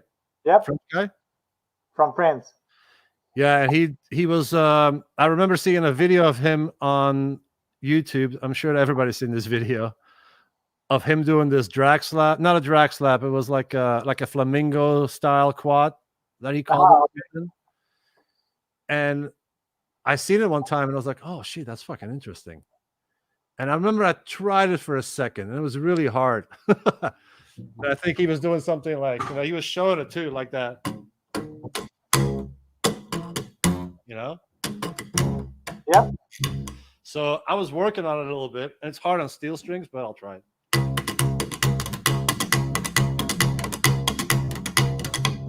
You know? I was playing this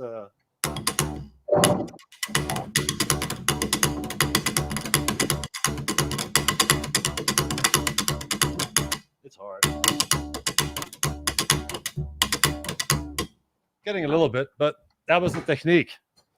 And I kind of started working on it a little bit because my hand was all jacked up. So I only had, so I'm like, I gotta learn cool. this. You're still developing your slap based technique, you know, even you're playing. I learned this 2 months ago. Oh, okay, cool. I never knew how to do this, you know, and I was like, and I know there's I saw Kim on your show, and the way he does it is even more different. Like he was doing like the way he did it was a little different. Like he doesn't turn his hand so much. Yeah, his strings are closer, and then he's using his. And he was doing it really smooth, and he's like really good at it. But that's kind of that same. Let me try this other bass real quick. So I'm trying to implement it a little bit. If I do anything, well, I think it's fun to play.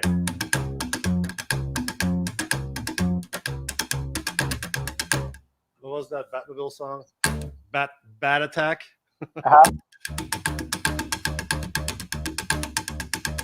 Yeah, that was Bat Attack.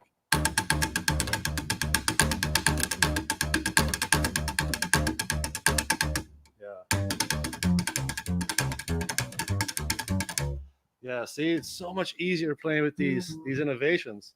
But I got a golden slap set the other day, and the A was so tight compared with the other strings. The G, the D, and the E were great, and the A was super tight. I was like, what the heck? But this A is fine.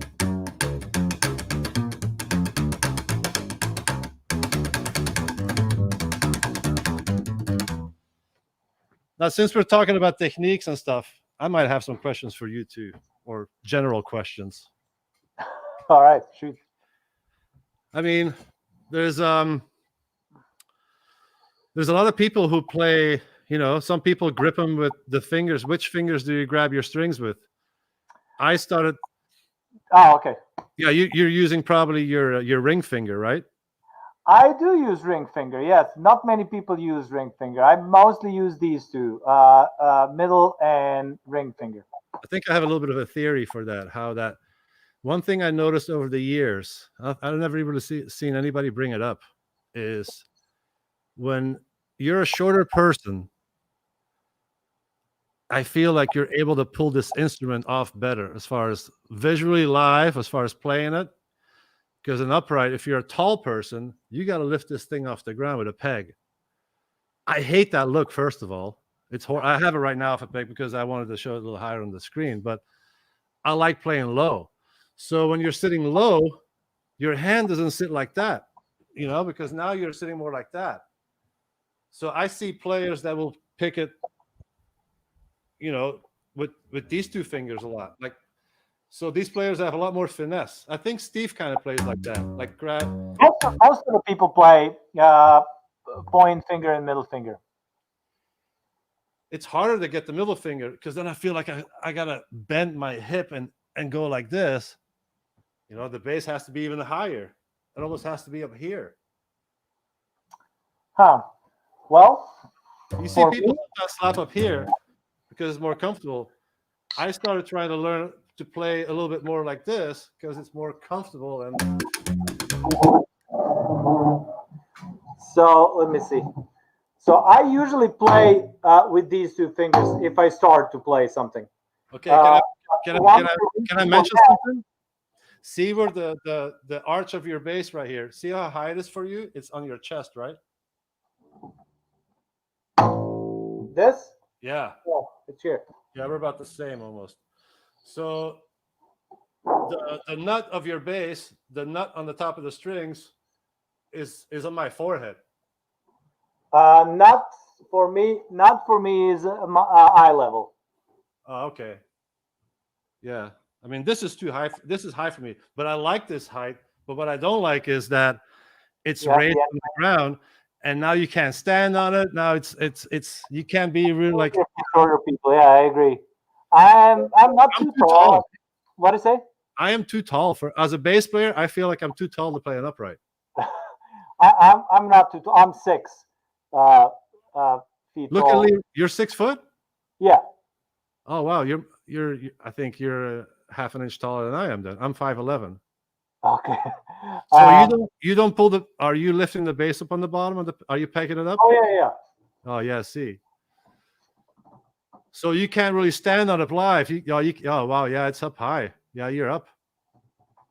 I do stand on it, but I usually have my bass deck. If I have to stand on it, I just like do this. Right. I play it long, and then he unscrews the end pin. I put it here, stand on it. Cool. Stand it, and then finish standing, jump down, continue playing like this. He puts the end pin back, and that's it. So I just need to get a tech and problem solved. Exactly. See, you know what I mean, though, right? That's always like something to discuss with somebody. Definitely, it's easier, like when because you know. The end pin. If I take this down.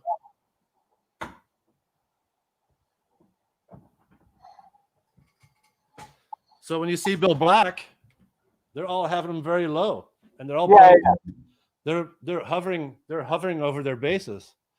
And I noticed that they don't use their ring finger as much, and they started picking. I noticed in this position, you can play with a lot more. You can play with finesse like this if you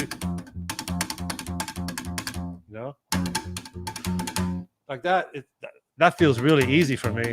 This is harder.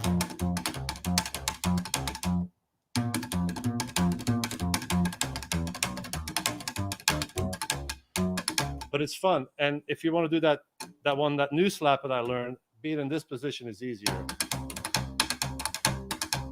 Because you're flicking it more down. Yeah. You know, and like this, it looks cooler because you can drag it around and you know what I mean? But I feel like I'm a little too tall. Yeah. I never felt like I looked cool with an upright. Like when you see Lee Rocker, he's a short guy. When you see Jimbo Wallace, he's short. When you see Eric from Batmobile, he's short. All these Sam from the Ricochets, Guanabas. When Sam plays an upright, it looks like he's looking up to this thing, kind of like this, and it looks fucking big. I'm holding this thing, and I feel like it feels. And I always thought it looked awkward on me. Yeah, I don't know. The only time like when I actually look normal is when I'm holding the bass. So And I don't used know. to think that if I was five, The only way I want to look. But it's interesting thing talk about fingers because I do play mostly. Let's see, mostly like that. yeah, So, fucking so I good. do play that. You're But so fucking good. thank you.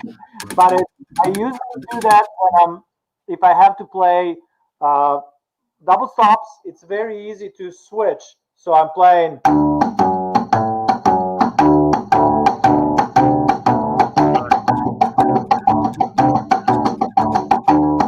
Right. So my wrist is not moving at all if I'm playing double stop.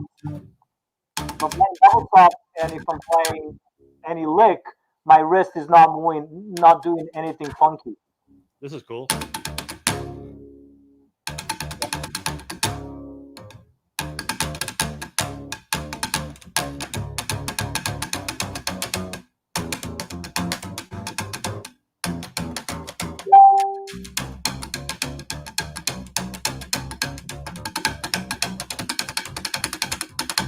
It's fun slapping with two strings. Yeah, but like the other like solution when I play, if I want to play like more like a jazz, more like a Mill Hinton style, I would Yeah.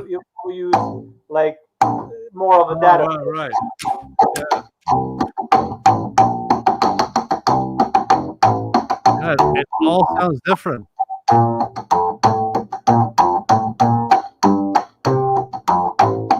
Right.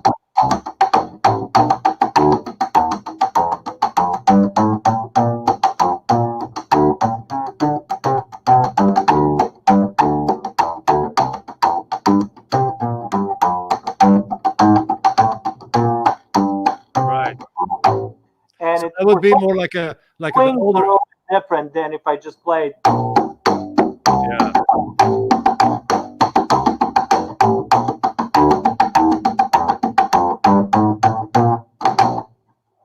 So And then yeah. at the end, that was your drag slap, right?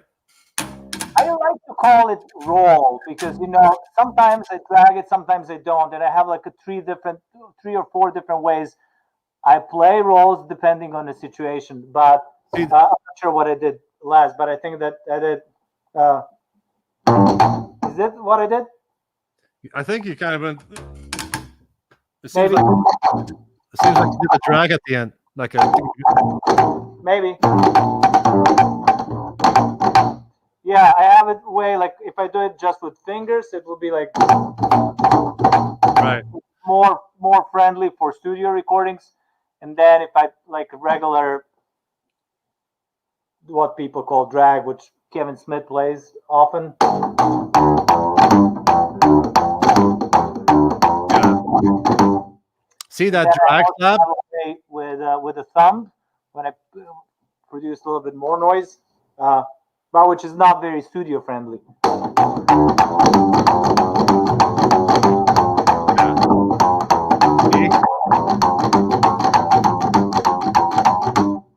Yeah, see, So you said it right there. You said not very studio friendly. I think I've never learned that slap so much, and I never used it. I tried it a couple times, but I always felt that it was very noisy because you're really pushing. You're doing that. I love it, and it's great, and it's I use lots of my Oh, really? thumb here Yeah. that you can Wow. see exactly where I have the delicate. But it's Yeah,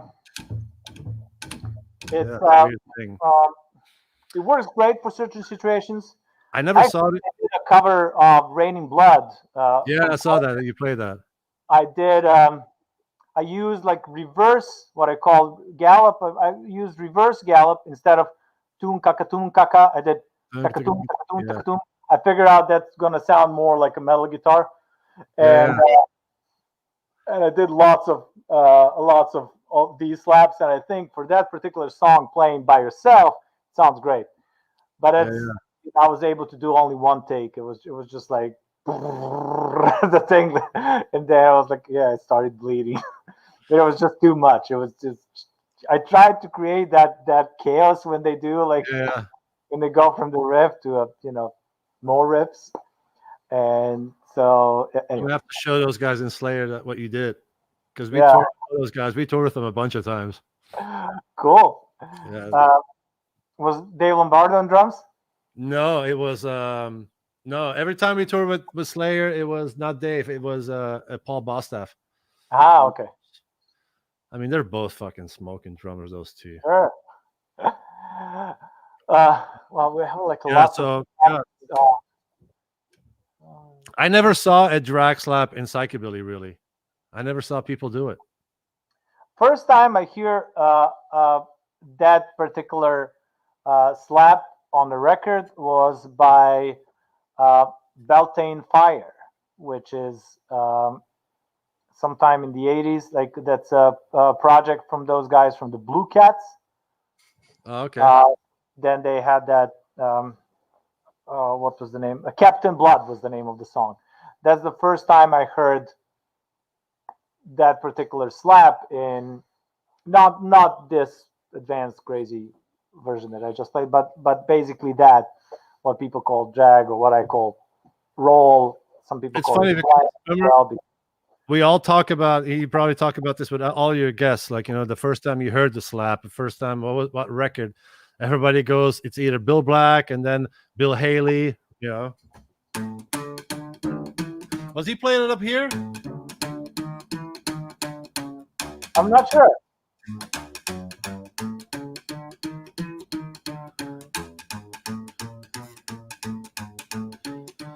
I thought he was playing it up here. He might have played it somewhere else, but I felt like he was playing it higher than the neck. It has that sound. It always sounded better. Bill Haley's bass player, Marshall Idol. Yeah. I never knew where exactly on the neck he played it. I always thought he played it up here and very high, because it kind of has that sound a little bit. And you're using now. I'm just noticing you're using the ring finger as well. I think it's I don't know why. I think it's to get that sound. I want these strings to be really like ding, ding, ding, ding, ding. You know what I mean? And like this, I feel like I'm dampening it more. Like this, I feel like it articulates a little more. No? I mean, if you start playing a psychobilly version of it, it changes back to the ring finger, I'm sure, real quick. But I was talking about left hand. Right. Oh, this hand. Yeah. Oh, because I'm going like this? Yeah. Instead of like the wrong way? I mean, I don't think there's for me, even I love teaching, but I would never say there's a right or wrong way. I mean, right way is it if you sound good, and wrong way if you don't sound good. But I would in general play that lick just like. Oh yeah, that's the right way.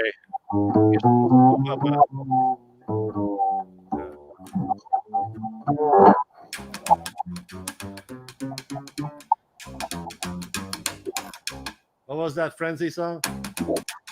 Or Sharks?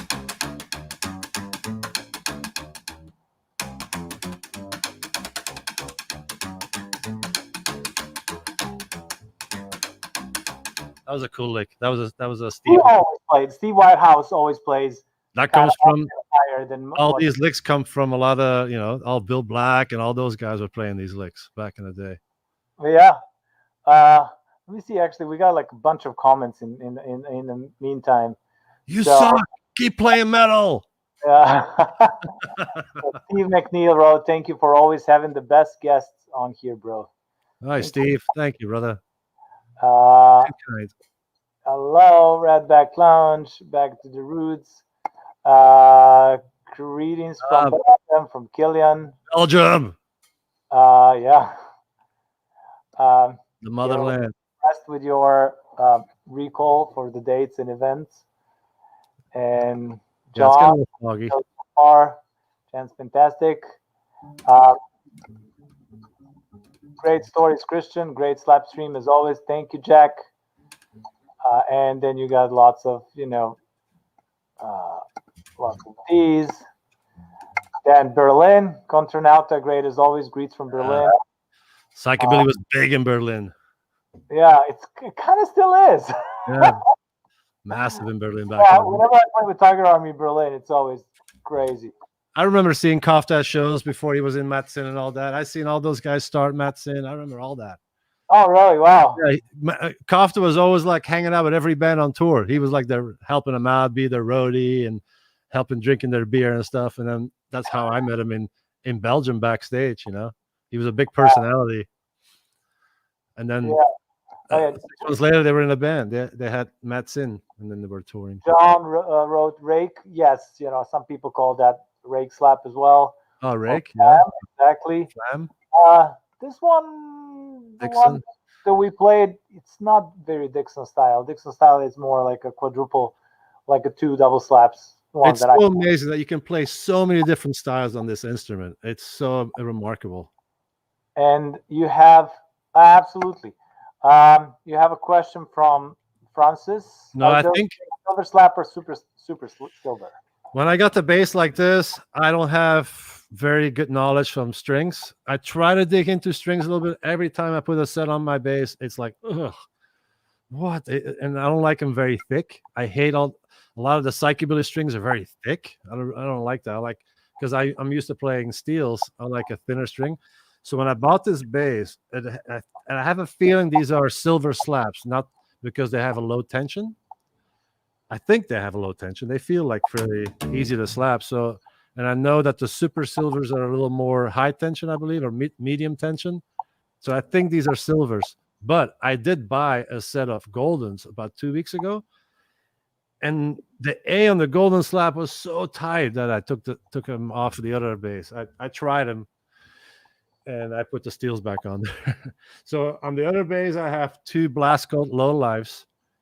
And these 2, they might be, I'm not sure if they're Tomastics, because these were the strings I was using for CYPRESS, but they might be like a medium or high tension string. So they're not the easiest string to slap, but I wish I had an endorsement with Tomastic like our good friend over here. All these strings are fucking expensive, man. Yeah, they are. Especially if you're trying to look for a sound and you're trying things out and you're misbuying a lot of strings that I don't like these. You're spending $300 on something I don't like these. Is painful for us bass players. So, it is, but they last a long time. Yeah, these have probably been on there. I have this bass for like 4 years, and they've been on there since I got the bass. The guy had them on there, and I was like, wow, these are actually very nice to play. And I kept them on here. I'm not going to change it. So, and a funny story. Let's talk about this other bass real quick. So what's cool about this bass? So this was a cheap plywood Chinese bass that I found for $400 on Craigslist. I had a motorcycle accident in 2014, and I was home a lot, and I was on the couch for 6 months with a leg injury. So I got a bass, and it was a really piece of shit. I had wheat whackers on it. They were green. It was black, and it was $400, and it played like crap. And of course, I called Jason from Blaskold, and I asked him very nicely if we could make this bass just a little better, so I could be at home at least and play some. So he was kind enough to. He goes, "Yeah, man, come to the shop. We'll hook it up." So he's like, once we start digging into this bass, he's like, "Oh, fuck this neck." Pulls the fretboard off, pulls everything off. I'm like, dude, that's not just fixing it up a little bit. You're going to overhaul this whole thing. He goes, well, we might as well do it. If you want a good bass, fuck doing it half fast. It's either that or we're building a new bass. So we pulled this fretboard off. So he put this fretboard on. This is from a 145, it's called, I think, right? Like one of those that you have. So that's a nice fretboard from that. And then we redid the tailpiece, and the bridge, and he put one of those. I think he just had finished the blaster, the 2, number 2, the one that has the slap pickup and the 3 controls on the back, and then he put the skate wheel on there, and he fixed it up for me, and I just sanded it all down. I took all the black off myself. Put a little blast little thing right there. But this was going to be like my beater, and then I found that King behind me for $800. I couldn't let that go, and that thing plays amazing. So this is like the other one, the wooden one, and I put the Steelies on there, and it actually plays really good for a $400 bass. That, I mean, it's not a $400 bass anymore, but the body is, the tailpiece is more expensive than the bass. But I know. it works. It's got the low lives on it. I definitely want to changed everything on it. So yeah. Yeah. Now it's I definitely want to try. I want to try one of the sets that you have, those Thomas-sticks. Are you playing the low tension? Because I know they have a lot of versions of that string that you're using. Well, I know there is a very low tension that they have, and it's on the package. I play Spyrocore, right? Well, on this bass I have solo, because this is the one that I use with Tiger Army, and then with that one I use it's a solo that it's tuned a whole step down, so it's basically tuned like a normal bass, but the solo strings for solo classical music. So their solo strings are higher tuning. Whole step up, yes. Yeah, for orchestra. Oh, for jazz? Not for orchestra, for solo. For solo, like meaning solo playing like this? No, when you play solo concertos, like in classical music, if you play Kusevitsky or Bottesini or Dittersdorf, Van Gaal, all of that is written in as a, then bass is treated as a transposing instrument. So it's basically you play it's written G, but it sounds like an A. So when you take those string and you put it on your bass, but you're tuning it in standard, and then they're just a little bit more loose than right, because you're tuning it a step lower for your standard tuning. Yes, and then they sound like regular G, D, A, E. So those are the ones that I have right now. Those are the regular solo, or I use regular Spyrocore orchestra, or I mostly use the prototype that I actually been making for me last 5-6 years, that are similar to Spyrocore, but they were made for people allergic to nickel, so they're kind of goldish color, and I thought that would look good on this bass. They're not on this bass right now, but it's so I've been using those as well. Nice. They're like slightly less metallic sounding, and then I really like them. And then when they gave those to me like to try them out, I love them. And then they've been but there's something I talked to them like to make them widely available. They wanted also to do like my signature set, but something was with material. They said like they have just like a limited material, so they couldn't really do it as a widely available string. So I'm not sure. I have to. That was the talk when I had a meeting with them in Vienna before the pandemic. So now who knows what's happening? Oh man. So have you played the low lives before? I did at Jason's, yes. Yeah, I only have the A and the E, and they feel great. I like it, but I don't have the D and the G. I gotta ask Jason to send me a D and a G so I can try a full set of the low lives. But I definitely want to try one of the Spyrocore sets or the solo. I've never tried that. It's a cool way to. I mean, I play a lot with the bow, so I have to have something that it's. I'll ask you for some links later for those strings to get a set from them. Yeah. So I know which ones to get. So let's since we started talking about gear, let's get that out of the way. Yeah. So what are those two basses? I remember you told me the black bass is a King double bass. Yeah, that's a King. Slap King. That's a Slap King. That one you don't know what it is. You just got it. No, this is just like a Chinese. But it was black. So I was black, and then I have a feeling. There's a place in Pasadena where people buy basses too, and they do some really cheap like basses. Musical instruments. I think it was probably a bass that came from there. I found it on Craigslist. Somebody was selling it for $400, and once I got it, I was like, I couldn't play the Wheat Whackers. I tried it. Does Jimbo play Wheat Whackers in? I forgot what was the last thing that he played, but he was He playing changes. that Yeah, he time. changes quite often. The strings. Yeah, I didn't know, but I remember that he was playing Guts for a long time. I'm not sure what he plays now. Yeah, I couldn't.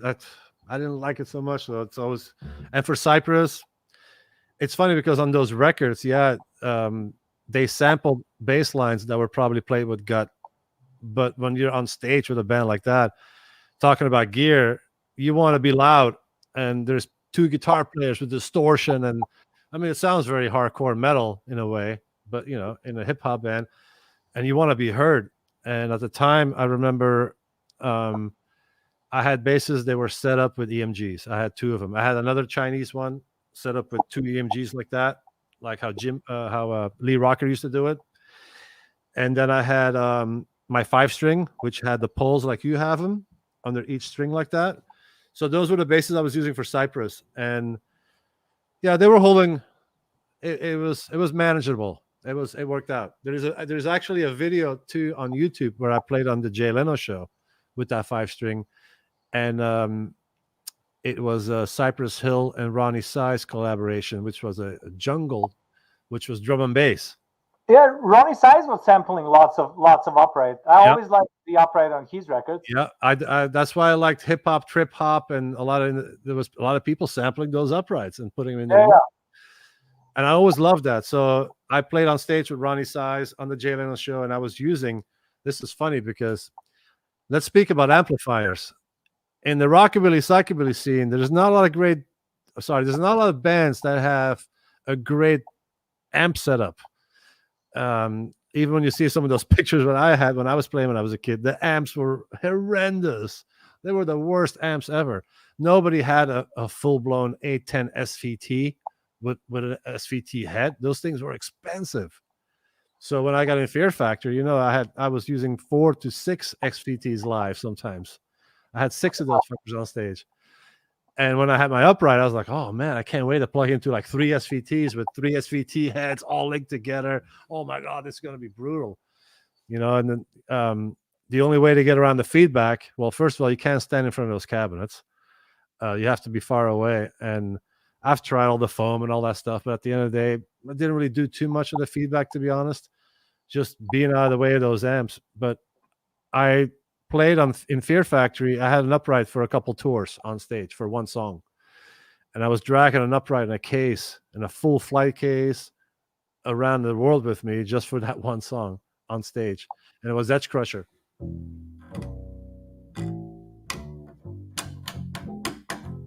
That's all I was playing, like a bass line like that. But it was cool to see the upright on stage, and I was plugged into like 4 SVTs on that tour, I remember, and it sounded great. I remember seeing Lee Rocker in 1988 or 89. 89, I think, when the Stray Cats reunited, that Blast Off tour or something. I remember Lee Rocker on stage, and he had 2 SVTs. And I was kind of standing in front of him because I wanted to see him play. And I could feel those 2 SVTs just pounding. I was like, holy crap. So it's very important to have a really good amp. Yeah, because a lot of bass players had decent basses, but they were playing shitty amps.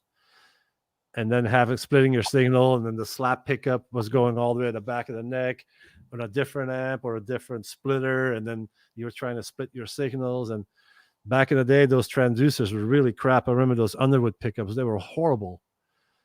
That was the worst pickup. It worked well in a jazz bar, in a small little 10-watt combo amp, but if you wanted to play psychobilly loud or you wanted to be heard on stage, it was very tough to cut through. You had to have EMGs and steel strings. There was no other way to be heard. Otherwise, it was just kind of very low, ploing ploing. It's very tough. Only bands that had small guitar sounds and small drum sounds, you could hear the bass player really well. Really small guitars, and the bass sounded huge. But as soon as you're, because when I played with Korn, I played guitar with Korn. I filled in for one of the guitar players. And Jason had given me, at the time when it was still King Double Bass, he had a blue one with flames. And he goes, well, just take this one for now until I built you something, so you have something to play with. And I took that to one of the Korn rehearsals. I'm like, hey guys, I wanted to show Fieldy from Korn, because Fieldy plays a lot of, he plays on regular bass. He does a lot of, he does these slaps and these quadruples, and he does a lot of on the regular bass, but he holds it like an upright. He holds his regular bass kind of like he has that style. So he kind of used that style on electric bass, but he uses the upright bass technique, kind of like the style like that. And I brought him that upright one time, that blue one. I go, check this out. And he's like, oh my God, I always wanted one upright. That's why I play like that. I go, I know you play like that because the uprights. He goes, but I don't think I could play Korn on one of these. And that's too hard. He's trying to play it. And he goes, oh, I go, dude, you know what? Have it. Take the bass. It's yours. He's like, what? Really? I go, I'll tell Jason. Jason's like, yeah, let him have it. It's cool. Like one of the guys in Korn having one of my basses. So I'm like, it's yours. So later on, I learned that Jonathan Davis stole the bass from Fieldy because he saw it at his house. He goes, I want that bass. And he walked out with it. He goes, you'll never play that thing. It's mine. So Jonathan, the singer from Korn, eventually stole that bass. And I remember for a long time, I was bassless. And I think you got the bass that I was playing for a while that I broke. You have a black blast cult that had a sticker right here. Yeah. That's the one. Like my German Shepherd, rest in peace, broke that bass. Oh, okay. By the wall, and she got really happy when she saw me, and her tail knocked the corner, and it just kind of turned, and it went forward, and I heard, I was like, and then I see pictures of you with a bass that look very similar. I'm like, wait a minute, and I saw you play, and I saw a crack right here. I'm like, that's got to be that bass. Jason put it together and gave it to you. That one was, it's kind of like a shop bass for blast cult, and then it was a shop bass. Yeah, it's I got it from Carlitos. Yeah, because I had to give it back because it was broken. Otherwise, I would have never given it back. But it was broken, so Jason, I remember bringing it over. Jason looked at it like, Jason's kind of funny because he doesn't panic. He kind of laughs. He's like smiling, kind of like, oh shit. Jason is the best, man. I have to give a big shout out. I hope he's watching, but Jason is the absolute fucking best. Oh yeah, it is. What he has done for us bass players in this industry, like it's just sad that he wasn't around in the 80s, because we would have all sounded much better on all our Psychobilly records. Okay, if Jason was in England back in the day in those 80s, Steve Whitehouse, all those guys, we would have all had our basses built by him, and we would all be sounding much better, and we would have probably been better bass players because of it. Yeah, Jason's great. You know, I love Jason, and big friend, big. I mean, there's one guy that finally got it and was like, you know what? Fuck sounding like these fucking honky tonk motherfuckers. We need to sound like fucking badass rock and roll motherfuckers. Loud, everybody be heard. You know, we need to have real basses. Fuck getting these Chinese basses and converting them to try to make it work. Everybody was trial and error. I mean, I used to love it, watching a new Psychobilly band and go and look at the bass player and like, what is he using? How is he doing it? What pickup? What color is his bass? You know, I mean, you grab a record and you would look at the sleeve, and everything was so like it was unique. You know, everybody was doing things their own way and had their own style of how to make it work. Yeah, that's the best thing. You know, that's why I'm actually one of the reasons why I'm trying to document all of you guys now. It's like, you know, so that people can actually find all this info. And you know, I've been really enjoying it. Like seeing, have you like you need to get Sam on there? Have you gotten Sam on there yet? From no, I've been. I like that you had Rob on there because Rob is nowhere to be found. It's one of those guys, you know. You don't know nothing about him, and it's kind of, you don't even know what he looked like at this point in his career, in his life, you know. Well, we know since the last week, right? Yeah, that was a really good. I really enjoyed that one. I enjoyed that one with Steve as well. Like, I mean, these are all people that I looked up to when I started picking up this thing, you know, like especially Steve. You know, Steve is like one of the man, the Steve and Sam, those two guys to me are the ones that really. I mean, Lee Rocker too, but once we got into the psychobilly world, everything was going. People were playing that speed. You know, the Stray Cats never played that speed. Yeah. There was a whole new, and just the way like Steve was going on these bases, that was like, I mean, we all looked up to those people. You know, Sam and Steve were definitely. We have a few more comments. Jack Edgington actually answered, or he said like, yeah, I remember Superior. Yeah, he was a Belgian guy. Your base works. Yeah, Brandon. Yeah, Belgian guy too. Yeah. And then we have Labashery, but sorry, man, I haven't noticed when you wrote that. He wrote, dude, how to do that. So Labashery, if you wanna explain us, we're gonna answer. How to do the drag slap. Oh, okay. Oh yeah. Well, there's like different ways, but you know, I actually talked about this earlier in the episode, so just rewatch it. Cool. So we got like your bases covered, strings. So you basically do not have a preference for strings. You're switching between blast cult and tomastics. Yeah, steels. If I do anything Cypress related, it has to be steels. It has to be heard. I'm actually, I've been having the itch again to play upright. I would love to record something else in the future. And I reached out to Jeroen Hammers, my good Dutch friend from one of the best fucking bands in the business. But when I've heard Batmobile, I thought they were from England or the States. They sound American, you know.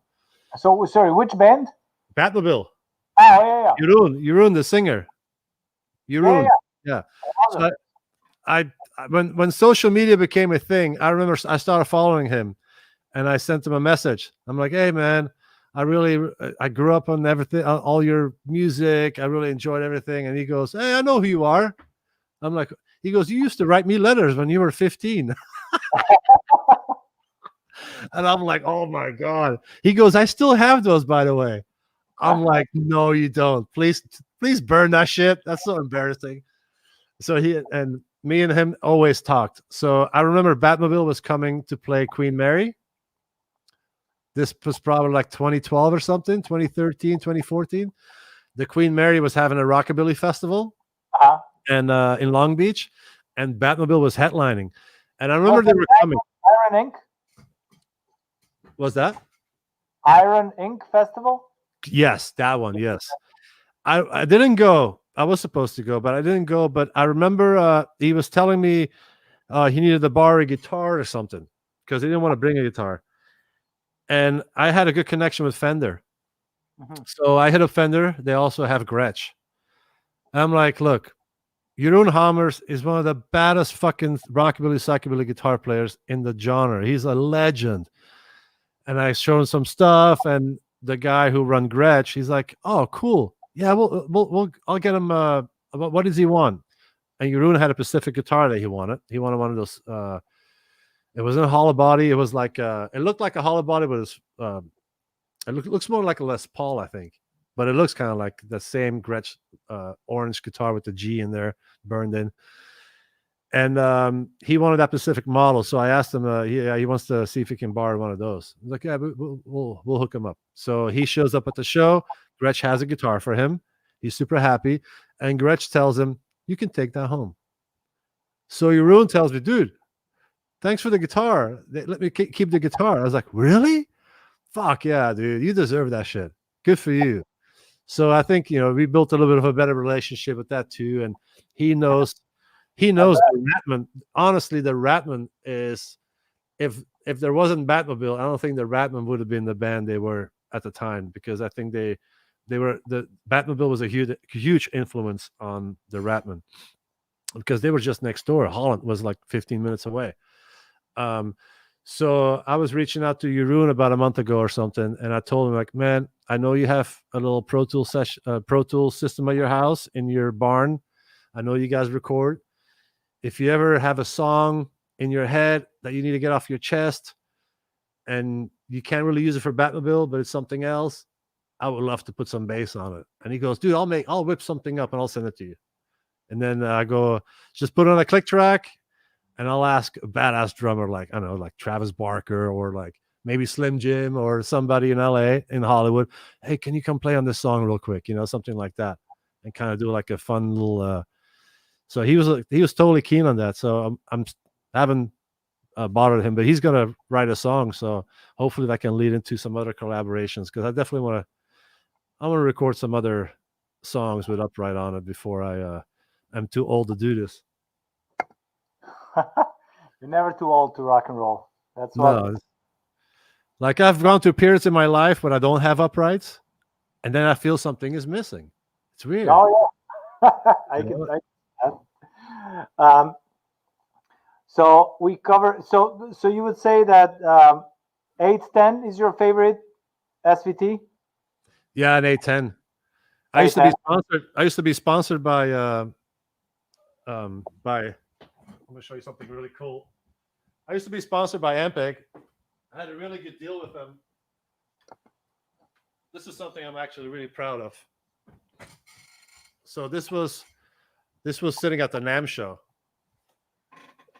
Yeah, it's probably not going to be in focus, but so basically this is me in the middle right here. This is me in the middle.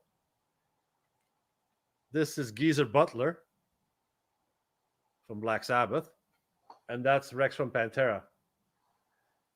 Wow, that's cool.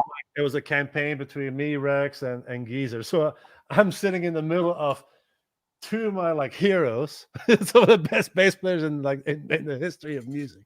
Well, not I would say the best, but the most iconic for what they did in metal. I mean, Pantera and Black Sabbath are two bands that are like, in that genre, they moved a lot of weight. So look at Geezer with all his cabinets, and I had all these SVTs right here. And look at Rex. He probably had like 12 or 15 SVTs on stage. It was ridiculous. So having a couple Ampex behind you like that, and then be able to split your sound, I mean, it's expensive. But if you have two SVTs and you can split your sounds, I love putting the SVTs like this, sideways on top of each other. And the bottom, dial it in for just like a sub tone. So don't worry about your high end. Just worry about all your low end. Have the right dynamic for the low end, so you can really feel the stage, really feel everything. And then the middle cabinet, I usually dial that in with like your tone that you hear the fretboard. So you hear your fretting, you hear everything really zinging, and the slap and all that comes from the top cabinet. If you're doing a two cabinet formation. On the Jay Leno show and with CYPRESS, I had a completely different rig. Then I had two SVTs in the middle, which was all my fretting tone. You can hear the upright sounding as acoustic as possible. And the outside, I had two double 18 JBL Vortex cabs, which are the cabs that hang sideways on the big festivals for their subs. Mm-hmm. 20 of those hanging. So I had two of those sitting side by side with two SVTs in the middle, and then two QSC amps. They were 5,000 watts each with a crossover. So I can cross over my sound of my SVTs, which was my dynamic upright tone, with the subs, which was just like sub low end. And I brought that rig into all about upright, right? Yeah, this is just an upright. So I was playing upright. That was my upright bass rig. It was two Ampex in the middle and two double 18s on the outside. And the double 18s were actually PA cabinets. Because all through my career with Fear Factory, I learned really quick, when you're getting on the big stages, Metallica size stages, even an SVT is too small. Because you're relying on hearing everything through the monitors. And when you're playing a lot of shows with shitty monitors, when you're playing Metallica shows, you got good monitors. But when you're playing clubs, you're relying a lot of times on your amp. And even festivals sometimes. I mean, it's so big. And if you got two or little one amp behind you, you can't hear shit. So that's why I had 8 Ampex at one point, or 6 Ampex behind me. And they were all on. There was no dummy caps. They were all running. And it was loud, but loud in a good way. Loud when you're standing there going like, oh, wow. You feel it punched in your gut. And, but it's hard to do it in an upright because the feedback. But if you can have more cabinets, you can drop the volume, Mhm. but everything will still sound very wide and open. So when I brought that rig into the Jay Leno show, the production manager, the stage manager for Jay Leno looked at me and he goes, "You're not going to turn that on, are you?" I'm like, "What do you mean? Of course I'm going to turn this on." He goes, "No, that's going to be too loud. You can't turn that on." And I turned it on and I had it so low. The amp was barely broken open and it was really warm sound. Now I'm playing my upright. And he goes, "Oh, that sounds really nice. Cool." As soon as he left, I turned that fucker up. So during the Jay Leno show, you can hear that upright. And Ronnie Size with the drum and bass, he wanted it to sound like drum and bass, like very like very like deep and like an 808 actually. So that's why I was using a 5-string. So I was playing on a 5-string on the fifth on the low B string. I was playing the bass line on the low B string. And I never really seen a lot of bass players playing 5 strings. I don't think I've ever seen anybody. Really. There are bass players that play 3 strings, Yeah, that bass used to be 3 strings. That's right. But it's like in certain styles, like for example, in Romanian music, they still Yep. use 3-string basses. Yeah, I've seen those. They're like. I remember when all us Europeans used to go bass hunting and all that. Like, for instance, like in Western Europe, when psychobilly was a big scene, we had to go find our bases in Eastern Europe. Isn't that weird? Because there's a lot more orchestras and a lot of the bases were built there, like Romanian bases, Hungarian bases. So a lot of us Europeans, Eastern Europeans, were playing. Western Europeans were playing Eastern bases. A lot of East Germany, Hungary, Prague. I remember a lot of us traveling out there to go get one. Like very popular back in the day. Yeah, very popular. Cool. All right. So we covered the amps, bases. So as far as the effects, what are you using? Actually, let's talk about pickups first. Yeah, pickups. Well, on this bass, I have the Jason built that channel blaster, and I remember when he was putting that whole idea together. I was going there once in a while, and he goes, "Well, wait till I'm building a pickup system that's going to be phenomenal." And sure enough, I mean, putting a jack in the side of your tailpiece, there's nothing easier than that. It wasn't that easy because I remember getting basses and putting EMGs, having an EMG set built and placed in the right position. It requires some assembling, and you had to find someone that could do a good job at it so it looked clean and not all like pieces drilled in the side of your fretboard. And because I saw some really ghetto pickup jobs. But Jason's, I mean, he perfected it. There's a lot of different pickup systems I've seen over that other bases have, and that K systems, and I mean, I know Jason upgraded even more, like the one that you're using has the channel blaster with the EMGs, the stereo lux little piece going on the bridge, and the slap pickup. That's really what I would want. I don't have it yet. My signature pickup, and I gave him that idea. I don't know, 12 years ago or something. So that's all your fault. Oh man, that's all your fault then. Yeah. So it's, I mean, for this particular thing, because I remember when I was a kid, I always wanted to have a combination of the piezo sound and magnetic. Magnetics always sounded like yeah, man, you're totally right. It should be a blend of all of those. Yeah, and I'm really stoked. I mean, honestly, live. I know we all go direct and we plug our amps in, but I'm sure there is a small clip-on microphone that you would use for maybe drums, like a little tom mic. You know how they have little small tom mics now, like the D4s and the D like Audix makes those. And if you had a small tom mic, that would be, you got to find which one works the best, that you would clip on maybe the side of your F hole. It would be sitting right here. That could be, and also because it's still an acoustic instrument. And at the end of the day, we all talk about sounding like Bill Haley, like that record. But what we hear in that record, and most of those sick rockabilly records, when we hear that slap, we're hearing a microphone acoustic slap, that we're trying to emulate by sticking a transducer under the neck. That doesn't sound nothing near that, nothing like it. It doesn't sound anything like it. That, you know, we all wish that we had a big, Right. I'm curious to hear how it's gonna sound like. you hear on those records, it's one of those sticking right in front of the F hole like this. Yeah, yeah. That Yeah. was Jason's goal. You know, he was talking about it. You know, I want to sound. I want to make the piezo pickup that it's gonna sound like you're putting a Neumann in front of the F hole. Yeah, I've So never tried the little mic, but I think, you know, because I want to do that little project with Jeroen Hammers from Batmobile and record something for him. And I have a studio here in my house. I mean, I got a whole setup right here. You can't see it, but I got racks here with Pro Tools shit and all that.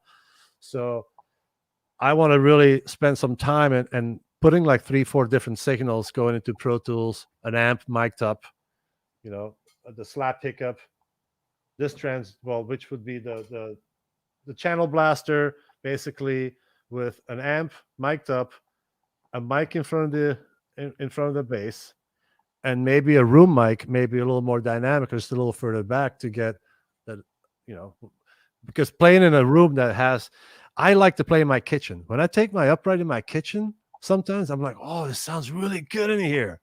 You really feel the slap back and all, and it sounds very like, you feel like the room is very microphonic, you know. So putting yourself in a really good, like in a bathroom or something, or a kitchen where you think, oh, my bass sounds really nice here, and then putting the microphones in front of you and still going with, you know, the EMG and the slap pickup and the monolux or the stereo lux. You know, recording as many possibilities is always best later on, because you can just go like, no, oh, that's a great channel, no, you know. it's interesting, you know, hearing you talk about it, because you produced a fair amount of records, right? What I recorded a lot of records. I Yeah. would love to record a psychobilly or rockabilly record, because, you know, like how Rob was talking in your last interview, talking about the guy from not Voodoo Glow Skulls, no, it was some other band that produced their record. The guy who produced their record was in another rock band. Sorry, which band? The Quakes. They produced one of their records. On their third record, they used somebody from a rock band. You guys were talking about it in the last interview. Oh, you're talking about their second record. You're talking about Voice of America. Oh yeah, Voice. Yeah, they were using a producer who was part of what band? Go. What was that? It's I forgot. Yeah, but remember, he was part of a band. Oh yeah. And it was not a rockabilly band. He was part of a well-known rock band. Yep. But you know, it and the same thing probably for also for the Reverend Horn and Heat. I think their first record wasn't really produced by rockabilly guys, was it? No, I don't think that they used the Ramones guy. Yeah, the Ramones guy. See, but those people never really recorded upright basses, so it's interesting how they approach an upright, you know. But at the end of the day, it's an acoustic instrument. You got to stick a really good microphone in front of it, and if you have a good bass and you have good technique, good bass, good action, good strings. I mean, these are all the things that are gonna. Plus, like I said before, you make 100 players play that same bass, that play same setup. We're all gonna sound different. How do you like to record your upright bass? I think that's the way I would set it up. I would definitely want to be in front of a really good mic, right on the F hole. Maybe another mic like this, like a SM57, like an SM7, maybe stuck right there where the slap connects. Where you slap, it connects right here mainly. So have maybe a microphone right there. And then I would definitely use the pickup system and try to separate the pickup system. If I can separate the slap, my low end, and my fret sound, basically, that would be great, because then you have separate control, and you got to make sure they all go through nice preamps, and you don't really want to use any compression unless it's really necessary. And we all worry about our slap sound. But at the end of the day, when you record a record like that, you'd be surprised how little slap that you really use, because it gets really annoying. And I've recorded the only record that I've recorded on upright back in 1992 with Jack You're Dead. We just had 2 microphones and the Underwood, a little bit of the Underwood, but it was mainly the microphones. And the slap you're hearing is the slap that's resonating in the sound booth. not so much really a microphone on the slap. Because there's a lot of bands where the bass player, oh, more slap, but the band's telling you like, no, fuck this slap shit. It's horrible. You know, they don't want that sound. There's a lot of bass players that love that sound, but like for instance, in the RATMEN, they didn't like that sound. You know, they want it to be more organic. No, even though in the first record you can hear the slap because they were using those nylon strings, and it was a little more the psychobilly scene. Those guys were 18 years old then. But you can tell, just like with the Quakes, you know, as soon as they put their second record on and their record out and they are maturing more as players, getting more involved in their production, everybody, you know, steel strings, that's where it's at. It's just sounded so much better. And they weren't really worried about a slap. When you're playing steel strings, that slap is there. It's loud, you know. It will pick up through that microphone by the F-hole. You'll hear a slap. And I think Bill Haley, too, that record, Marshall, when that microphone, they had one microphone, maybe two in that room. They had two mics. Okay, one further away, maybe picking up the dynamics, just like you put a microphone in front of a drum set. After you set up the entire drum set, all your microphones, you usually have one or two mics you put upside down in front of the drum set to capture the front of the drum set. And I think that's what they do, and that you have the front, and then you have one mic that really goes on that F-hole, because I'm sure they're micing the F-hole. They were using actually two mics, and one was for the F-hole and one was for the slap. They did? Closer to the fingerboard, yeah. Really? That's what Marshall told me. But, well, if he told you that, that's it. Then I'm surprised that they were actually trying to capture that. You know what I mean? They must have really sat there and going, "Wow, that sound, that click, is part of the drums. It's adding something to the recording." You know, they were emulating on it rather than try to take it out. Mm-hmm. You know, because they might have been like, "Oh no, we don't want that clicky sound. No, don't put that microphone there." They like that sound, you know. No, they were actually embracing it. That's the cool part about that. Absolutely. You know, they were the forefather. That was that song in particular. I mean, I'm sure there was a lot of other rockabilly songs where that was, you know, that bass was implemented like that. But that particular song is just the way, I guess, when they moved that mic, maybe probably right here on top of that neck, and that sound came out. I mean, even till this day, it's one of the best slap sounds ever. Yes, it truly is. There's thousands of slapabilly records, psychobilly, rockabilly records. The Reverend Horn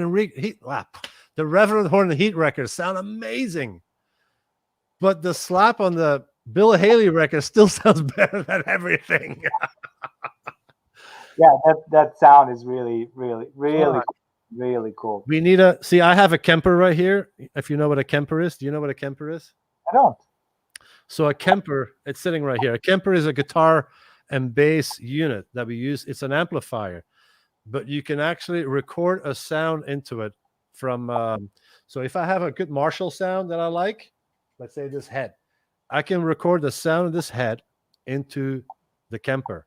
So it actually takes the signal and it's emulating the exact. So if you have for instance, if Metallica liked the guitar sound of Masters of Puppets, they can go back, take the record, and record that guitar sound into the Kemper. Then when you plug it to the Kemper, it sounds exactly like the guitar sound from that record from 1986 or something. Mm-hmm. So I was wondering if you could go back and steal and capture.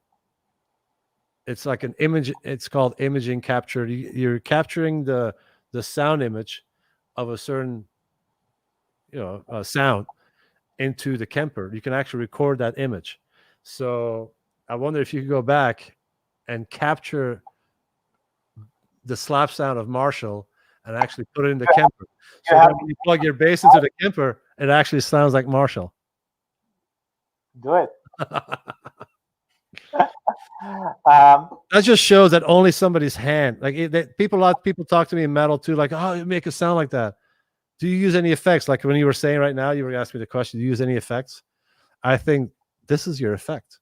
Yeah, absolutely. I agree. Your fingers are the effect. You know, that big ass callus. The big ass callus right here. That's your effect. Yeah, I totally agree. Actually, super glue is my effect. Sound is in the fingers. Cloudberry just wrote, there is a guy on YouTube who has recorded newer songs of Metallica in the sound of And Justice for All, and it sounds awesome. With upright bass? No, I assume I assume guitar. Oh, okay, okay. So like in your songs of the Yeah. older style. Uh, and Kemper profile. Fuck the world. Marshall Kemper profile. yeah. Good. That would be awesome if there was a Kemper pack, because they make packs. So Okay. there's different artists that have packs in the industry, like a famous producer, like let's say Howard Benson, because he used so many different guitar and bass sounds on different records. He's able to go back in his libraries and capture those sounds and put them in a pack. You can buy his pack, download it into your Kemper, and then you can play all those sounds exactly from those records, how he recorded them. That's So great. what if we created a pack with all the upright bass sounds from like all the slap sounds from all the psychobilly records, Quakes, Frenzy, you know what I mean? You can just scroll through. Oh, this is Batmobile sound. Oh, that'd be fucking fantastic. That'd be great. Do it. Yeah, I think you have If it's enough. possible, yeah. I gotta see if it's possible. Yeah, check it out. I want to follow that process. By the way, FTW in this case is for the win. And Contra now Your comeback. everything sounds better with the double bass, even Metallica. Even Metallica. Yeah. Right. I agree.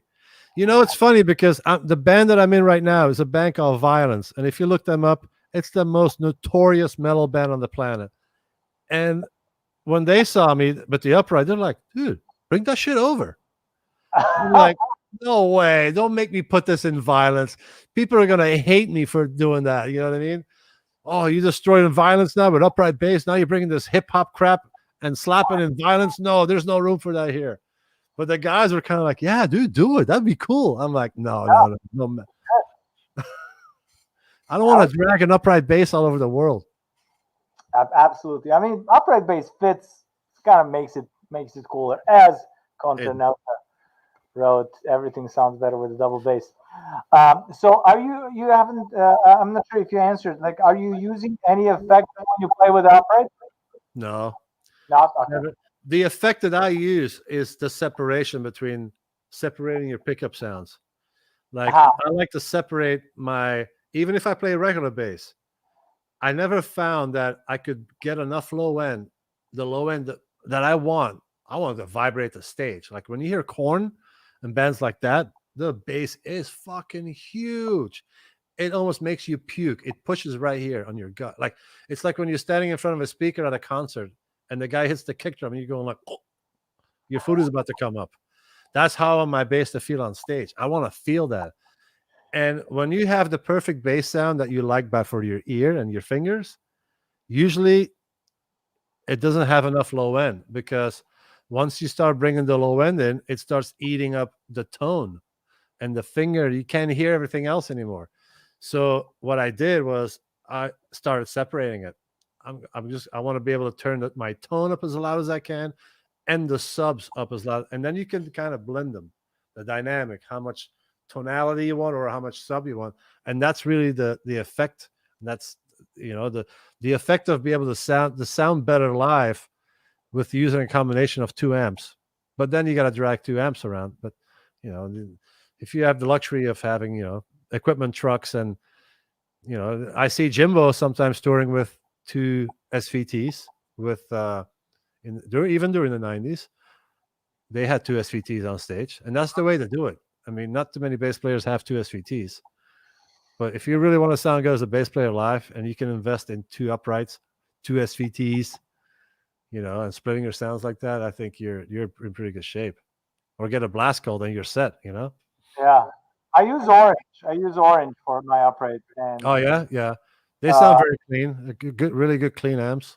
I'm really happy how they sound like with upright. Yeah, really happy.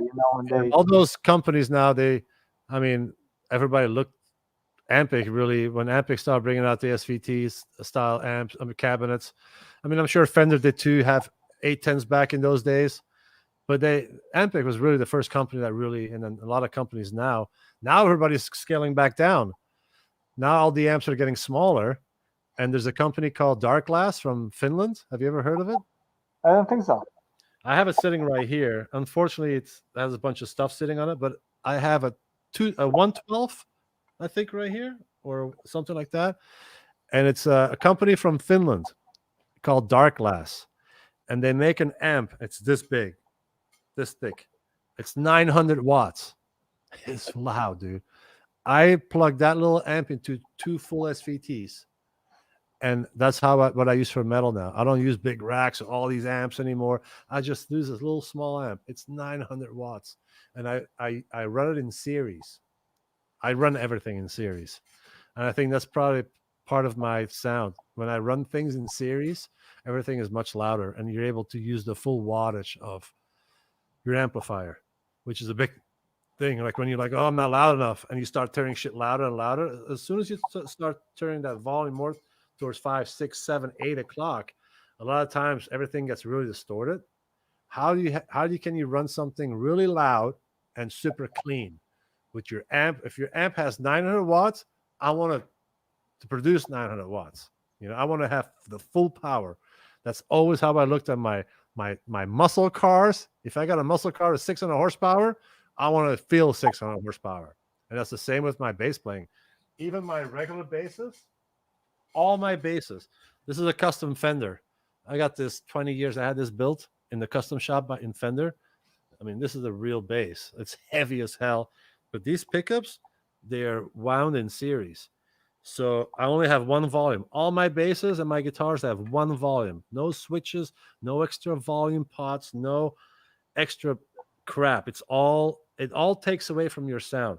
I have a wire that goes from this pickup and a wire that comes from this pickup, and they both go to one volume, and it's wired in series, meaning when I turn this volume up, both of these pickups go on full volume. It's as much power as you can get.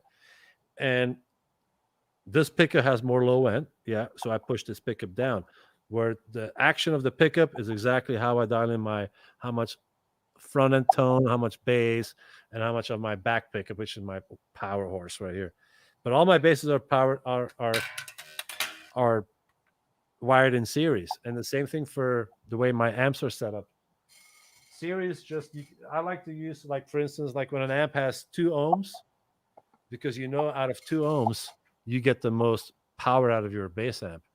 I want everything to be fully like at 10, but when you hear your bass and your cabinets, it has to be pleasant to the human ear.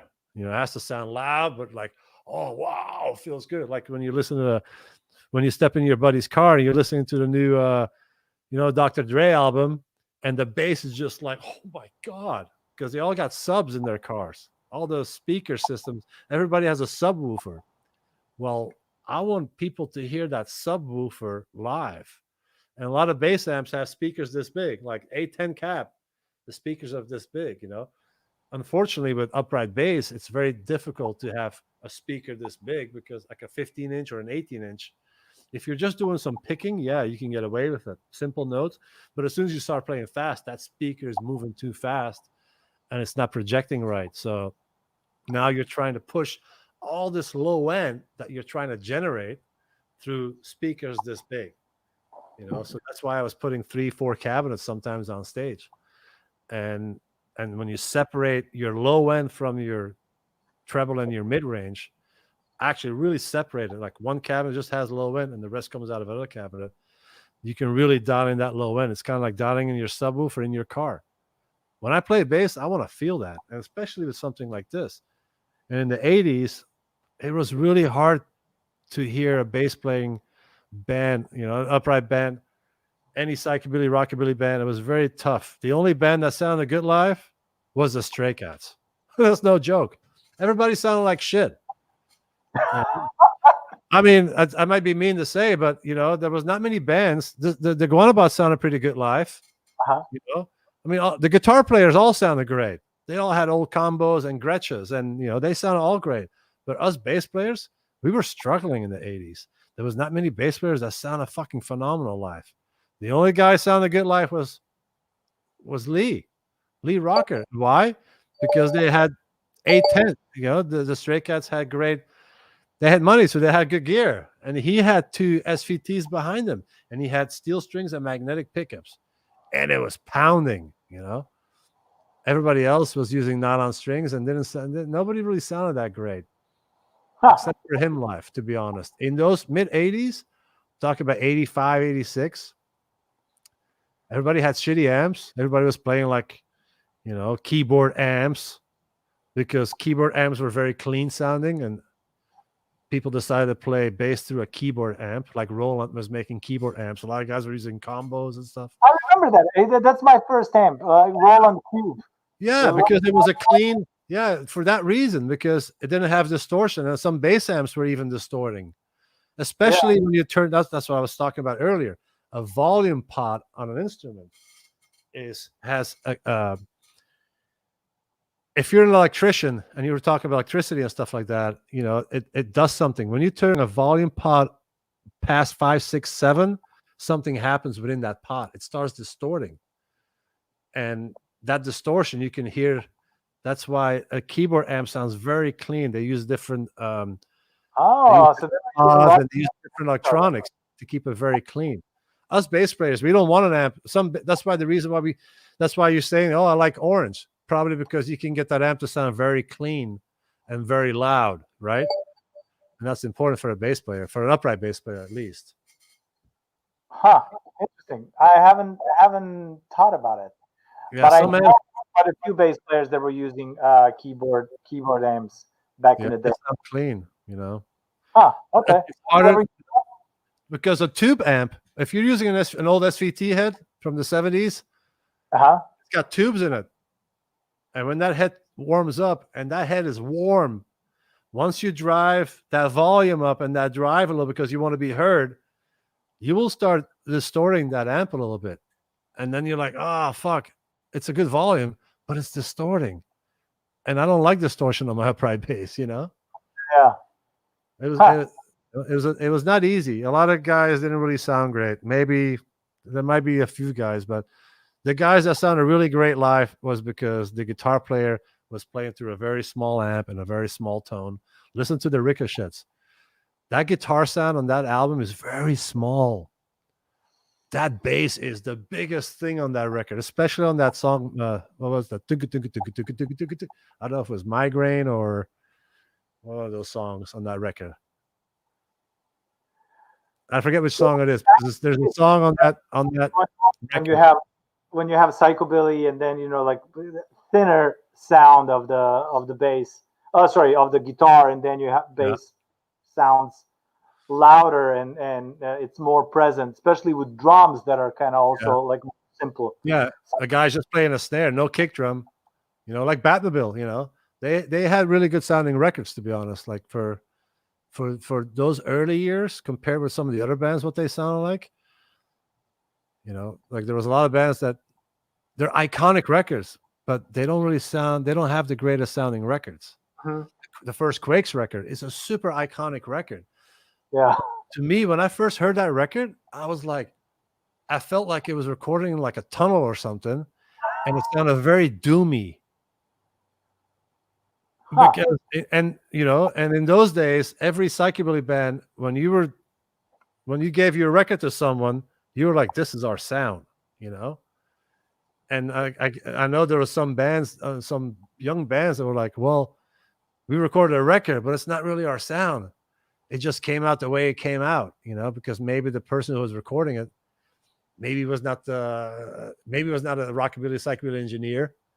There was a lot of rock guys and, different guys in England probably recording those bands. But when you really hear Voice of America, that's to me, that's pretty much a perfect record for me. I love that one. I love that. That record is fucking. Not to mention, every fucking song on that record is a fucking banger. It's great. It's a great album. I want to get back to a little bit. I know that you played with Korn, but we haven't talked about Korn at all. How did that happen? And then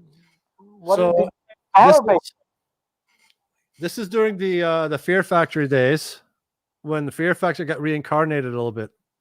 I switched to guitar. We had a change in our lineup, and we couldn't find a guitar player for Fear Factory, so I had to play guitar, and we got a bass player, and we did 2 records like that. And in 2006, We weren't touring for a little bit. We had a summer. I guess we were making a record or something. And me and Monkey from Korn, we were good friends. Always were good friends. And I guess we were hanging out a little bit. And he was telling me that he wasn't really happy with the guitar, the current guitar player that they had, which was a live guy that they had replacing one of their original members. And he really wanted to make a move, and he basically called the shots on it. He said, "Okay, you're in the band, start learning the songs." And it was 2 weeks before a European tour. Korn had a European tour, so I never rehearsed with Korn ever. Never even did a sound check, which was promised to me.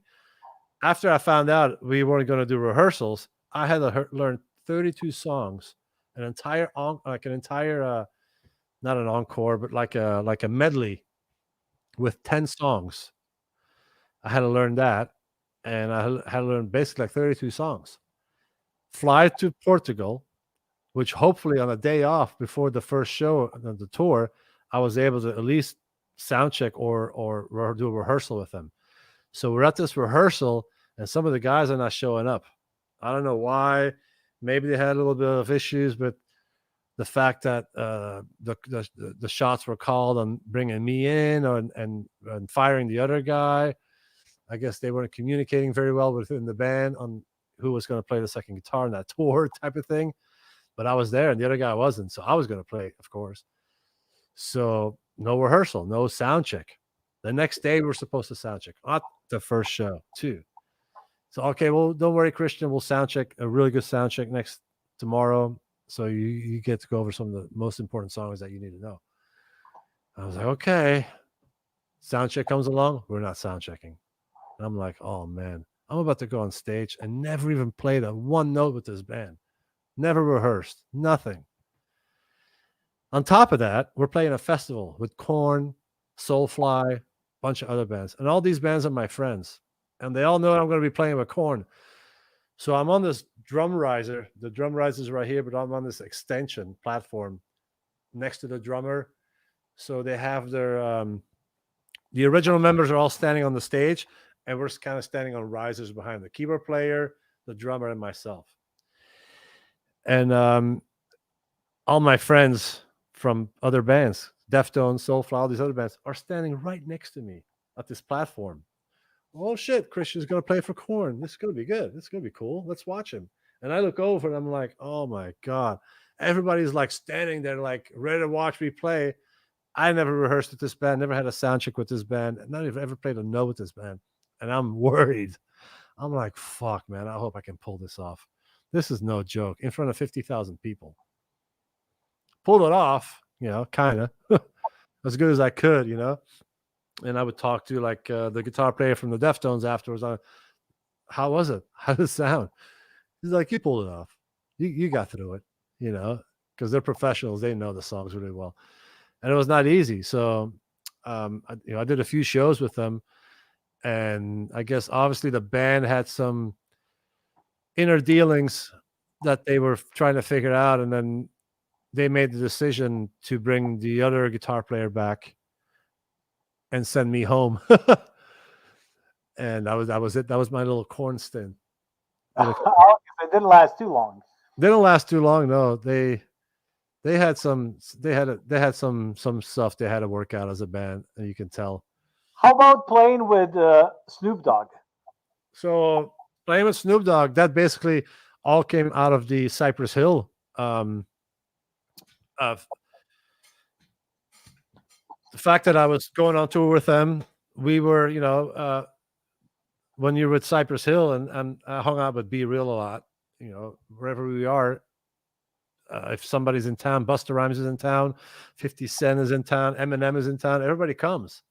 Oh, they come and hang out. So I got to meet everyone, and a lot of times they watch the show and they're like, oh, fuck, look at this bass player, man. Fuck, we need to get him in the studio, stuff like that.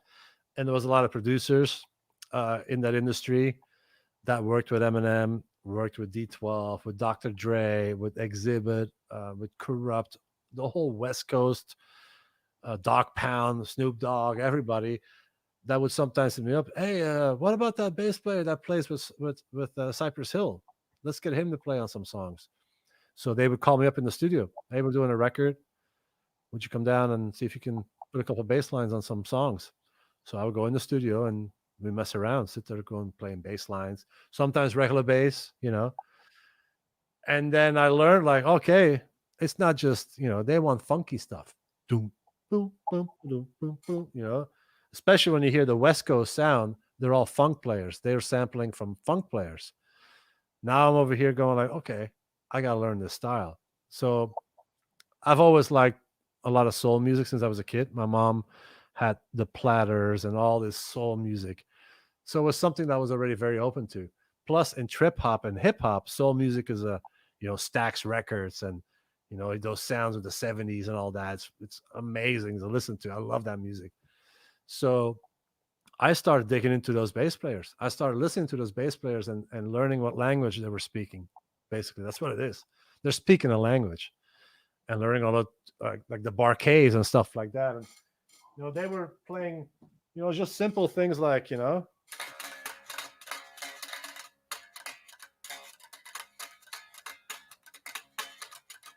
just begun, feel the groove, all that stuff, like all those. And it's a label, Stax Records. That label was one of the baddest labels in that whole funk genre, in that whole 70s, 60s, 70s. If you were on Stax Records, you were like this. It was like, it's kind of like HeadCat Records. It was the HeadCat Records from those days, kind of like Stax Records. If you kind of have to, like, it was that finger, that snapping Stax. And that was all Shaft, that soundtrack and that music. And there was a lot of really cool bands like the Barquets and Victor Castor. Victor Victor and the bunch, Victor Cast, Victor something. I forget the name, but it was another artist like that. And those records were very political at that time too. But the records, oh my god! Like, so I started listening to those records, like, oh, so I started playing a lot more with my fingers. Even though I was the bass player in Fear Factory, I played in Fear Factory like a guitar player. I never really. I started learning to treat a bass guitar as a bass guitar more later on in the career of Fear Factory. On the first record, I was playing like a guitar, and they wanted me to play like a guitar. Mm-hmm. That was the only way. I was triple picking like on the bass, just like the guitar player. And the drummer, which in our style nobody was doing that, was we played the double kicks like the guitar. So if the guitar goes tigada, tigada, tigada, the kick drums were doing tigada, tigada, tigada. If we were going the kick drums were playing exactly the same notes as every pick. Okay. And that was our thing. Nobody did that. Another thing that nobody did in the early days of Fear Factory in metal and music in general was singing operatic and going like death metal vocal. Nobody did that. We were the first band to ever do that in a song or on a record. That was our style. That's how we got signed, because nobody ever heard. Our record executive was like, wait a minute, who is the girl singing in your band type of thing? Uh-huh. Like, no, that's not somebody else. That's Bird, our singer. He's like, what? Whoa. And it's that new wavy industrial thing that we had, like, that you would hear Trent Reznor singing in Nine Inch Nails like that, but he would never sing heavy. He was just, So we were the first band, and we were a death metal band that was incorporating a high singing vocal, which later on bands like Linkin Park built their entire career on. You know what I mean? Everybody started doing it. Nobody did that shit. Fear Factory was the first band doing that. That was why we got signed. And the other niche that we had was that we played the drums exactly like the guitar. So when our guitar player was going, our drum was exactly learning how to play with his kicks what the guitar played. The reason was because he didn't want to sound like just another Dave Lombardo. Everybody was doing toms in metal. Everybody had big drum kits and playing toms. But everybody was just going tick, tick, tick, or nobody was going tick, tick, tick, tick, tick, tick. Nobody was doing patterns. Raymond, our drummer, was the first guy ever to do patterns. Interesting. I didn't know that. I like some metal, but I'm not very well knowledgeable about it. Like I would sit a rehearsal with Raymond sometimes, and I would show Raymond because I used to have my upright at the rehearsal spot, and I'd be Raymond, play this on your kick drums, and he'd go. I'm like, oh my god. He would be able to play my slaps on the kicks. And I'm like, fuck, man, we got to make a record like that someday. If I get the right rockabilly guitar player, I need you to play those because I want you to play the kicks on the slap exactly like that. And he was able to do it. I think the Reverend Horton Heat had a drummer that was messing around a little bit with double bass, but they had one kick drum. Really? Yeah, does that. But they never really. I don't think he ever locked in with because he doesn't play patterns. You know, you really have to be into metal to play all these weird patterns, but that was a big part of our style. So basically then the Korn thing didn't really last very, very long, and then after Korn, what did I do? After Korn, basically I got removed. Me and my drummer, we both got removed from Fear Factory. I guess our singer wasn't really happy with management and everything, and he decided to fire everyone and sue everyone at the same time. So that basically kind of like put a little bit of damper on my career at that point. But I started touring with CYPRESS HILL pretty much full time after that. We did Linkin Park tours. We toured with Eminem. And that was really, really fun because the upright went everywhere, and the upright was a big focal point of the show too. When people saw the upright live, and then I started playing with a lot of other hip hop bands on a lot of records. I worked with, Snoop. I did a bunch of songs with Snoop. I played records with Snoop. I did 2 records. I played on Exhibit Records. A lot of these producers in hip hop would call me in, and if you listen to the second CYPRESS HILL record and the second House of Pain record, there's probably like 5-6 songs on there, all upright. It's just kicks. It's just a beat and an upright, and those are the beats, and there's sick upright licks that were sampled. In the early 90s, that was a big part of that sound. So I was emulating that and just working with as much hip hop artists as I could at the time, because I was doing so much metal that when I came home, I didn't want to do more metal. It was really, it was fun doing a completely different style of music and being in the studio with Snoop Dogg with long hair. Everybody looking at me like, who's this guy? Who's this white Snoop? I remember being in Snoop's studio, and there was like 40 Crips hanging in the studio, partying in the studio. The studio was called The Church at his house in Claremont. And I walk in there with my case because the engineer had asked me to come play on one of the songs. So I walk in there with a white bass, white Fender, like an old Fender, like a 70s Fender. Walk in there, and all those Crips drinking and smoking weed, cripping out. They're all standing there looking at me. Who's this little white guy here with his long hair? Like, they looked at me like that. Like, what the fuck? What the fuck are you doing here? And I sit down, and the engineer's like, yeah, just plug in right here, plug in straight into the DI. He puts a little bass sound together. I start playing a little bit. He goes, okay, this is the beat. You want to just kind of play along a little bit? And they turn the music off because everybody's having a party in the studio. They turn the music off because I have to play on this song. And everybody kind of like looking at me. You know what I mean? Like, is this white dude really going to play on one of the songs? Like, they're looking at me like that, dude. Long hair. I look like a metal dude. I start playing on one of the songs. Like, boom.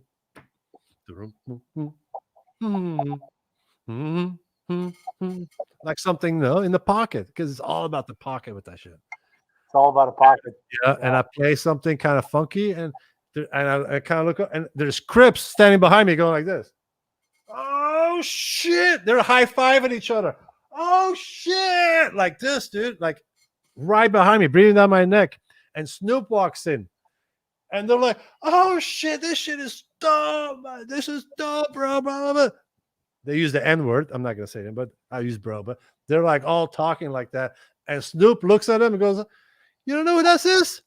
That's my little funky white nephew right here. In his little voice. I'll never forget it, dude. I started laughing so hard. He goes, yeah, that's my little funky white nephew right here. Hilarious, man. It was only the truth, huh? 40 Crips behind me. Guns, drinking. Dude, that was crazy. That studio used to get shot up sometimes. They had an issue with one of the homies. That studio would get shot up. Everybody ducked down. They're like, oh, if you hear shooting, just duck. You know, like, no, it's crazy, man. But that was fun. That was fun times. And when was that? But the best, 2000s? yeah, that started around like 2000. I started like really getting involved in that whole hip hop thing until like 2000 and, maybe 2004. I grew my hair back long and got into metal and started playing guitar for Fear Factory. But I was still doing hip hop sessions all when we were not touring. I would be home hanging out with Cypress or hanging out with producers that worked with Snoop Dogg or I hung out with DJ Muggs a lot. Actually, DJ Muggs is one of the first person as far as a producer. And this is very crazy because he doesn't know how to play any instruments besides how to DJ and scratch and make sounds with a record player.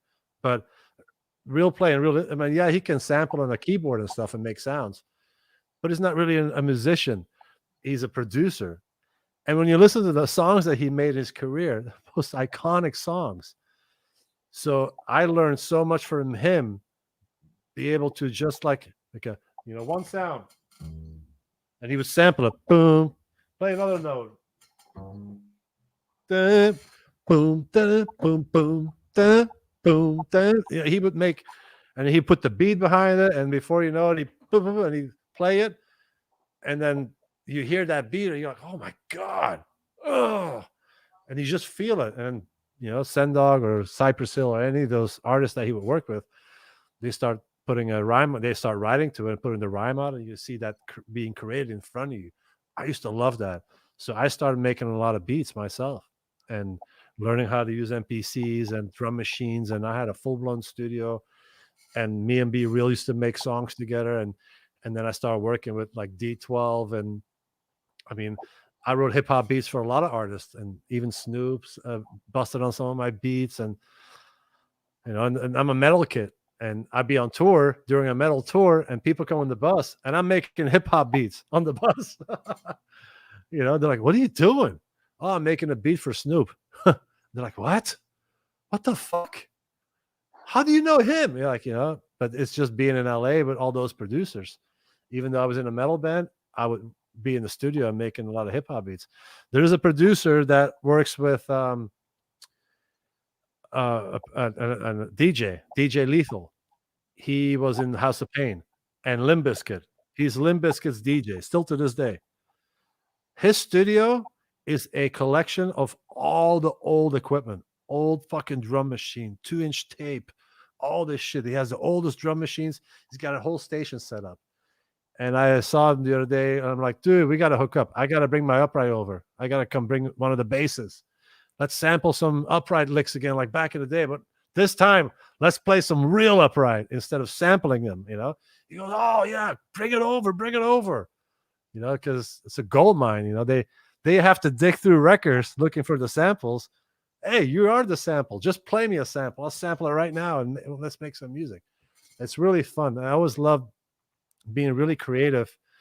And, a lot of funk players in the 70s, all those artists, everybody was playing on everybody's records in those 70s, and in the 60s. And being a studio or a session musician was a big deal, Absolutely. Yeah. Yeah. So that's something I always love doing. I get really bored really quick, so I have to play different styles of music, go play on different people's different records, and it's really fun and staying creative and learning new things all the time, So what I'm getting at is I want to get in the studio soon and maybe hook up a DJ Lethal or DJ Muggs and try to revive some of that upright bass sounds and put it back into some music today. Like a couple of comments that from Redback Lounge. Please make a rockabilly record with all those metal guys or hip hop guys. I mean, see, we all, we like to categorize all the different styles, but at the end of the day, to me, I've been saying this since I was young. Music is like food. Music is like food to me, and I need food every day. But I don't eat spaghetti every day since I love spaghetti, but I don't want to eat spaghetti every day. I got to eat something else tomorrow and then sushi the next day. And it's the same with food. I mean, music is like food.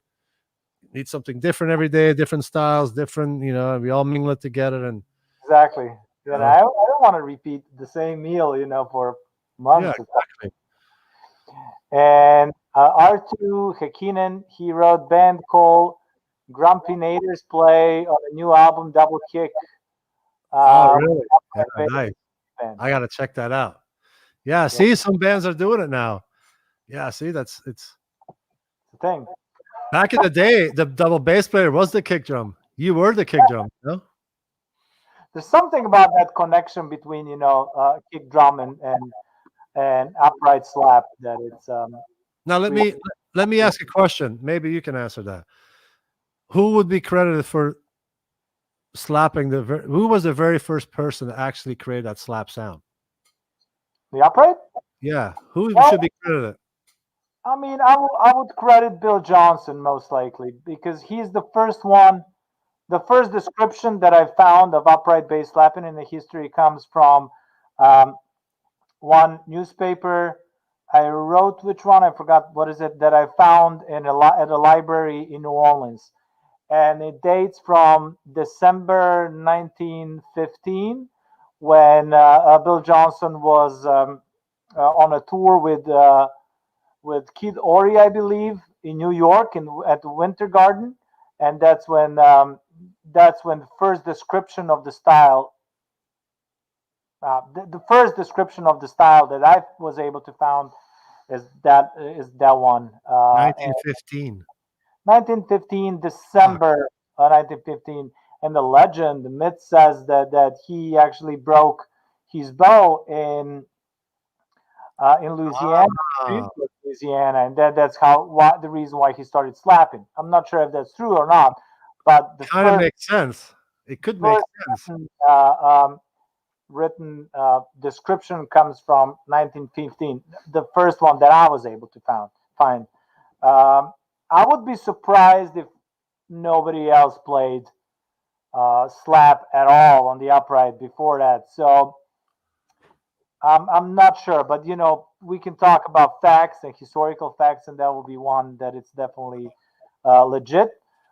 The other one that was kind of confusing me for a long time, and I wanted to credit people in the Balkans, especially the ones that are playing Romani music, because especially in Romania and Romani music, you can find lots of slap bass. But whoever I talked to, like ethnomusicologists from Romania, they would tell me that upright bass actually exists in that type of music since the 70s. Before that, they were using different instruments. So, and during Ceausescu time, slap bass was forbidden. You were not allowed to record it because it was gypsy music. So it was not. It was not against the whatever communism or something. Their perspective on music should be. So you can really it's hard to find recordings, even from the 80s in that music style. But all of this, it takes me to the instrument that it's called gordon, which has one or two strings, but they slap it with left hand. With right hand, they have a bat that they're hitting on it, and it's tong toof, tong toof. It's almost like that Brazilian. It's almost like that Brazilian instrument with the stone. It's different, but this one was present in the 19th century. But all of this brings me to, I'm not sure which instrument inspired Hungarian composer Bela Bartok, but he used slap in the composition in the fourth string quartet that he started writing in 1925, finished in 1928. So that's another reason why I believe there's a chance that somebody could have been slapping even in the Balkans. So like, so you have New Orleans guys. Bill Johnson would most likely be. Lots of people credit him as the father of the style. And then you have like also Balkan people that were doing that. So That's very it's hard to say. But we can talk about first recordings. First recording where you can actually hear slap would probably be Steve Brown. But first written description. But first recording is 1946. What you were saying about the reason why he had to start slapping, I can always believe that he broke his bow and just finger picking was not loud enough. So how was he gonna cut through everything? And he started doing that just for the sheer reason because he wasn't hurt enough. Yep. I don't think they started slapping because they thought it was cool and it was a new style. I think they started slapping because, how can I get this to sound louder? I need to be heard. That could have happened. I mean, I'm not sure, what the deal is, but that's all. If it's 1915 is when the description of the style, which means that Bill Johnson was already, what does that mean? 47. So if he was 47, he was playing, upright bass for a long time at that time. I would be surprised that he just started playing so great when he was 40. Usually really cool things are always invented by default, so I wouldn't. Who knows? I don't think we'll ever find out. I listened to all those, all the available recordings from, interview recordings of bass players from the 20s and the 30s, and then most of the people would credit Bill Johnson. So there were a few peers of him. They were saying, "Oh, I might have invented or somebody else," and so it's a little shady. We cannot really. Was Bill Black already? Was Bill Black playing upright slap bass with other artists before he joined Elvis? He did, yeah. He had a band with Scotty Moore. Oh wow! Oh, and Elvis saw the band and was like, "I want you guys to play for me." I don't think I forgot what was that story. I studied more bass play thing. I think that Elvis auditioned for them or something. I remember that they were making fun of him because he had like pink pants, so they didn't think that he would be that good. The Bill Haley song. Sam Phillips sent Elvis to Scotty's house, something like that. Oh wow! I forgot. I had the chance to. What year was the Bill Haley song? Which one? The Round the Clock. I think it's 55. I'm not 55. So at this time, Elvis already hasn't. Elvis is Elvis already pushing major singles? Yeah, he is probably. Well, I mean, he started recording in 54, but the thing with Bill Haley is that Bill Haley and his slap, he had bands since the late 40s. So. So you think he was probably an influence on Bill Black, Bill Haley, Marshall? Yeah, I'm positive. All Rex or Marshall Idle, the guys that played with. They were influences on Bill Black. I would say so. Yeah, I would say so. It's crazy seeing that Paul McCartney owns that bass. Yeah, and the way Paul McCartney plays on it makes me cringe. Paul McCartney actually recorded. I know, but he's like this. He's like, hey. He plays. I mean, come on, Paul, grab that thing between your legs, like Bill. You want to fuck that thing, you know what I mean? Like he's just playing it. You can tell he's not an upright bass player, but he can get sounds out of it. There's a song called "Little Woman Love," where where he slaps it. He sounds pretty good. Really? So he did learn it. Okay. Yeah, because I saw a video of him showing that bass, and I'm like, that's disgusting. You walk in your house and you just show Bill Black's bass like that. Oh my God! Like that guy, Little Woman Love. It's pretty cool. It's I can't believe he owns that thing.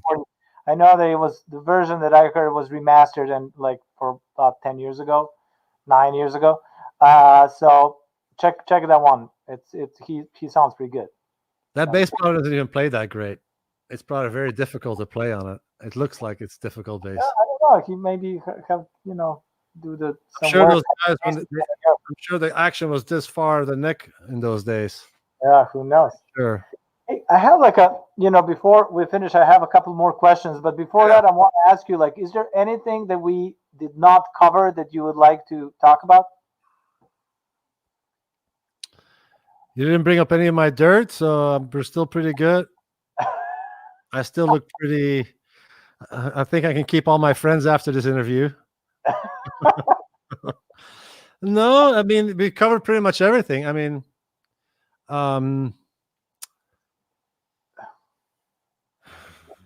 the fact that I'm not giving up yet. I mean, No, so we are not done yet. But before we do to this last segment, I wanted to ask you if there's anything. No, but I definitely, I'm a point in my life where I want to make another record. I want to. I've been playing these instruments since I was 14, 15, 16 years old, and being such a fan of this. This what started for me, really. This little single, seeing this right here, you know what I mean? And if you look here, he had already pickups on there. Oh, yeah. Pickups already mounted on his bass right there.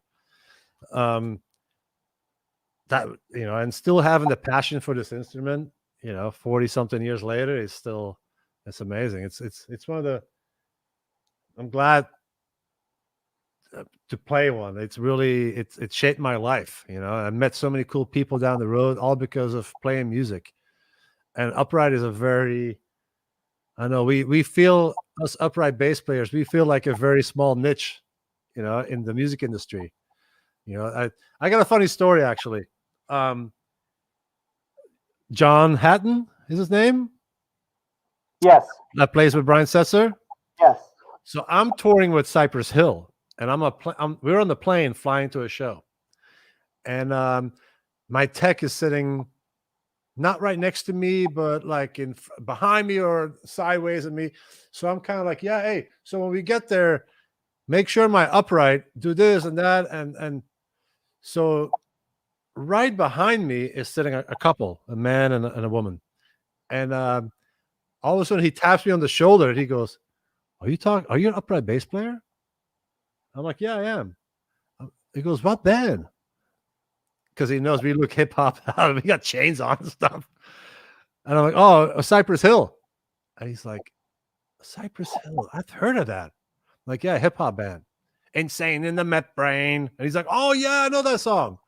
I'm like, yeah, that's the band. He goes, you play upright in that? I'm like, yeah, we have a lot of songs where there was salsa and gypsy style riffs, bass lines, and we have a live band, so we transpose it into a live thing. He goes, no way. He goes, I play upright. And looks a little, and I look at him and I kind of see a little rockabilly vibe, He goes, yeah, I play for Brian Setzer. And I'm like, you what? You're Brian Setzer's bass player? No fucking way. Oh my God. The RATMEN a band that I used to play in, opened up for the Stray Cats and blah, blah, and I start going off. I get all excited. He goes, no way. So we start talking basses, of course, I'm like, so what do you play, this and that? And he's like, oh, and he starts talking about the same thing we all went through in the 80s, trying to get that bass to sound good. And I'm like, so wait, and this is at the time when Jason just had King. Uh-huh. And I'm like, wait a minute. So you don't play a King double bass?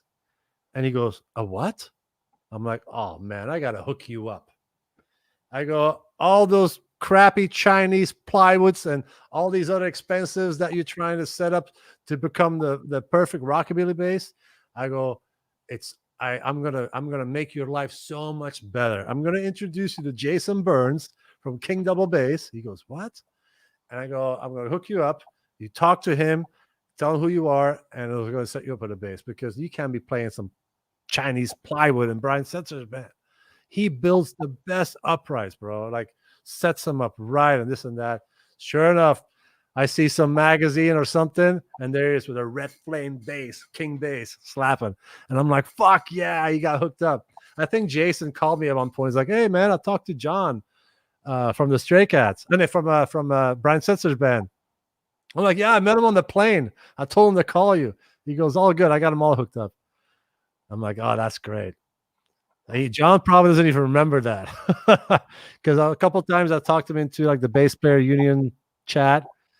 Like, hey, man, remember we met on the plane? And he never responded on it. So I don't think he was probably, but I hooked him up. The reason he played King basses and all the other ones was because I met him on the plane. I was like, let's get you out of that Chinese shit. Oh, like I have to mention that. Yeah. I actually, he remembers. And Tonino Adelini He remembers. did? See, like John Hatton He told the story? Oh, said wow. the story on the Slapstream. Oh, I got to watch that slap stream then. That's awesome. Thanks for telling me that, Tonino. Yeah, he's cool. He's a good bass player, man. Like, wow. Like I'm Yeah. waiting. I'm waiting. So the other day, my girlfriend, her son and Brian Setzer's son are really good friends. Uh-huh. So I told her that I was doing the slap stream, and she tells me, "Oh, you got to bring these uprights over to our house." She has a nice house, and she goes, "You got to bring the uprights over to our house." So she recorded something, and she goes, "I'm going to send it to Brian's son." I'm like, "Yeah, if he is ever looking for a bass player, I'm in." That would be really full circle if I ever get to play something with Brian or something. That would be the top of that would be the ultimate. But I get to play with like Jeroen is writing a song, or like the ref, like amazing, amazing players. I really feel like playing with one of those guys on upright would be the ultimate. That's something that I still gotta take off my my little musician wish list. Yeah, those are the guys. Um, I'm glad that Tonino remembers that Hatton said this story. I kind of forgot about it. Yeah, but now That's cool. I remember. One general musician question, like, what would you say? How things and how music industry changed from your perspective as a musician from since you started until now? I mean, we're all professional musicians, and at one point it felt like it became my hobby again, and I treated it like that. When I was removed from Fear Factory, I had to start looking. I started looking for other gigs and make sure I kept working in the industry. And of course, I wasn't making the same money, and you're part of a full-time touring entity where you're a part owner from. It was tougher to make a living, and but I always did other things. I had a sports company. I own a sports company with somebody else where I make soccer gloves.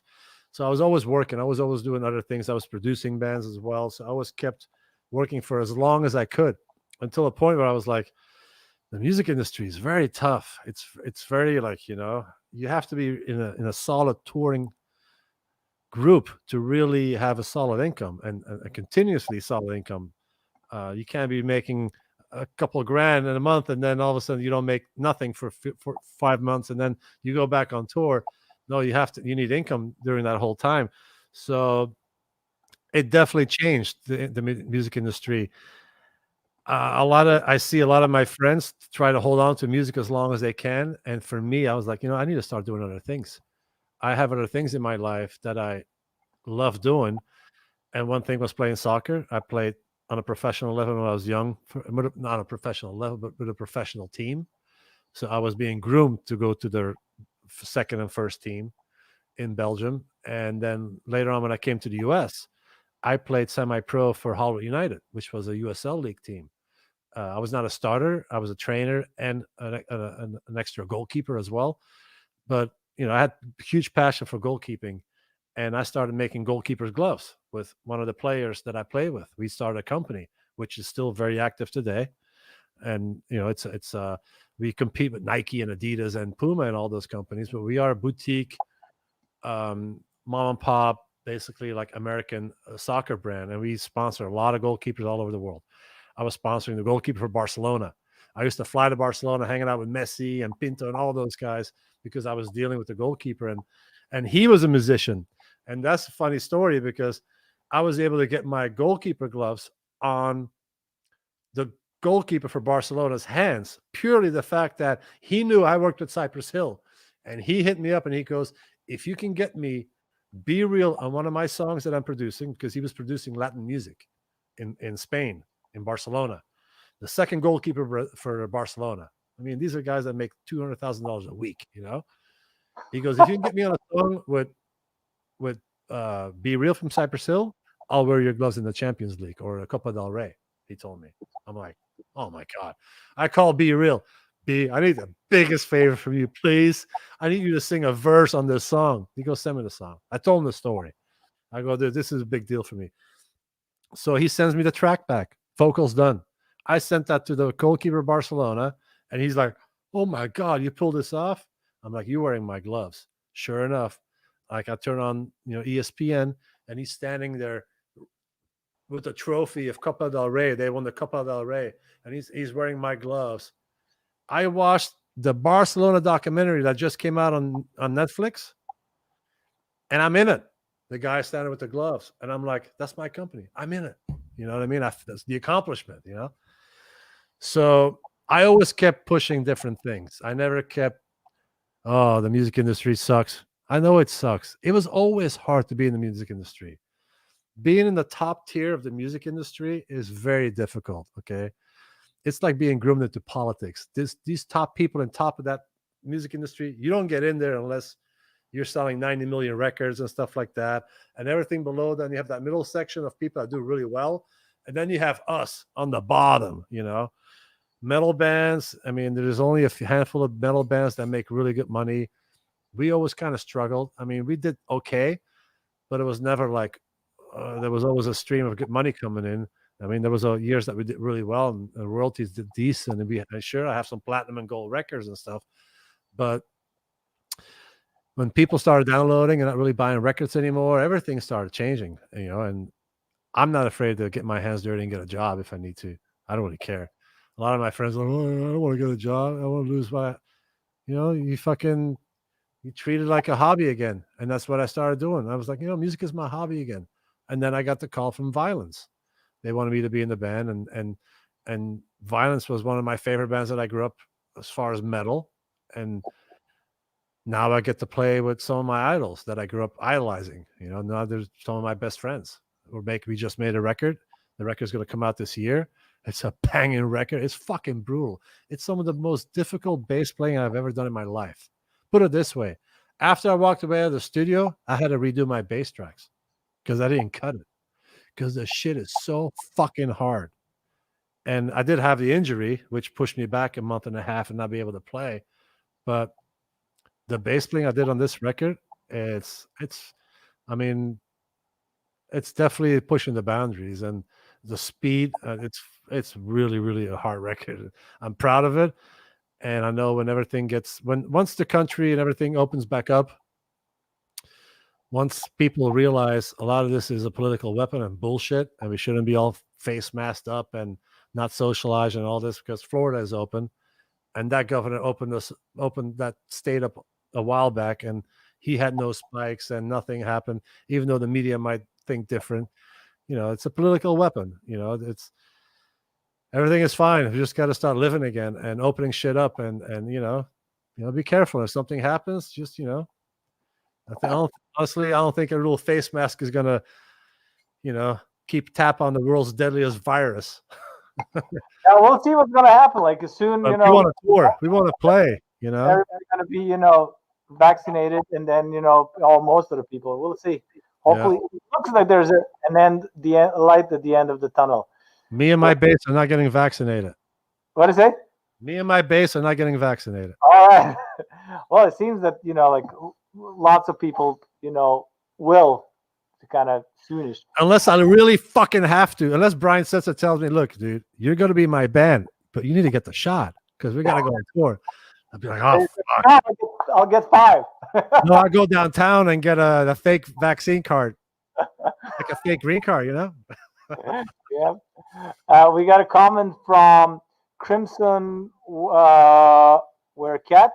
Greetings from Mexico to 2 of my favorite bassists, Christian for metal band Fear Factory and Djordje for Tiger Army. What's up, Crimson? Thanks, man. I love playing Mexico. I love touring Mexico. Oh, Mexico is awesome to play music. Hey, I have one more question, and I think we're ready to wrap it up after almost 4 hours. Oh, 4? Yeah. No way. Well, 3 hours 42 minutes.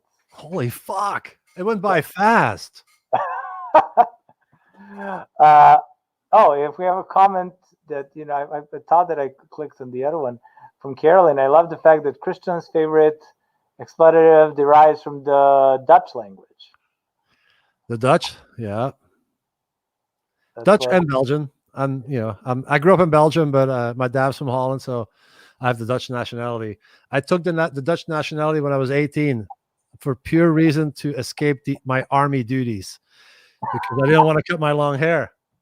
Oh, really? Wow. Okay. I swear to God. Not that I didn't want to go to the army. I didn't want to go to the army either, but I didn't want to cut my long hair. I wanted to go play on tour and play music. And back then, it was 2 years. You had to be in the army. Oh, really? Wow. Look, 18 months or some shit. Fuck that. I refuse to go to army service, but yeah. Yeah, you came from a country where it was mandatory, right?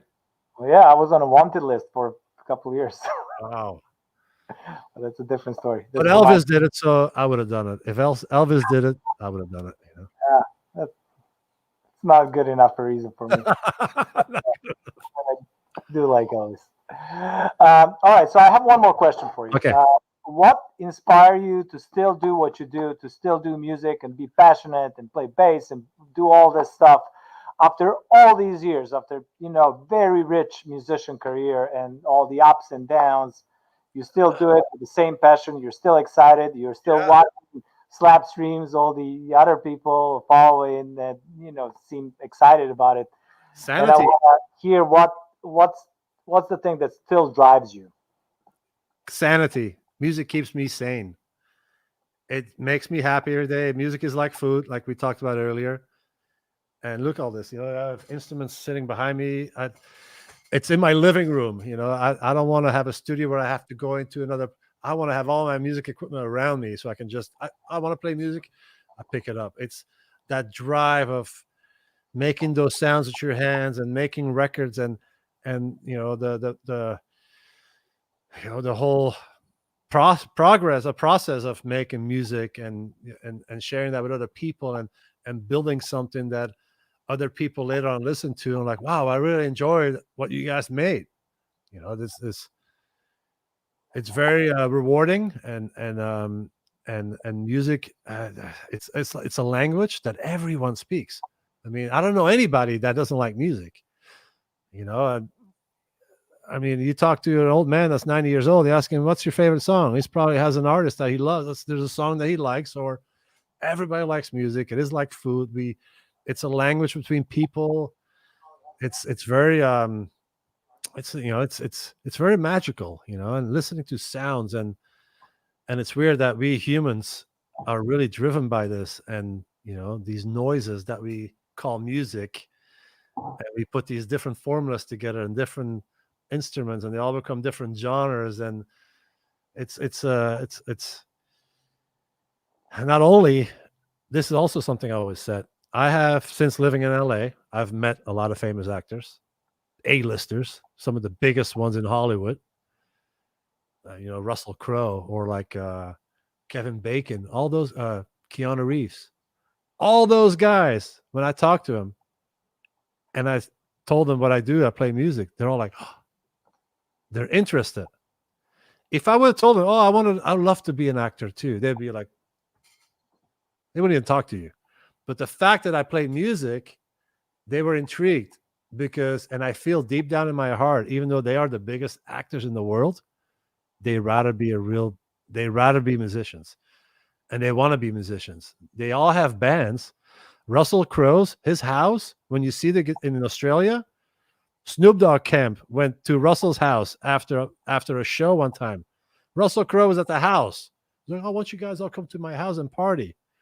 Russell Crowe had $1 million guitars hanging in his hallway. Oh, here's a Strat $1 million. Here's a Les Paul $1 million. Just like that, like nothing. I was like, what the fuck? is this a real 1963? You know, and, oh yeah, it's a real one. Oh, it's like, what the fuck? Having all these expensive instruments. They all want to be musicians. Music is, it's almost as important as love in this world, I think. Probably the two most important things in the world is love and music. Music is love. It is. It's weird. That's like, yeah, well, the third, we need to eat, we eat food, but we absorb this thing called music, and we absorb love. We absorb these things to make us feel good. At the end of the day, music makes us feel good, right? Absolutely. I agree. Thanks so much. Man, it was a pleasure. Thanks so much, Christian. Are we holding the record for longest slap stream? Oh no, there's 6 hours long. Oh fuck. I need to change my battery. But it lasted. We thought it's gonna last. Yeah, it's probably gonna shut off right now. Watch. Yeah, that's awesome. So we timed it good. Man. Thank you so much.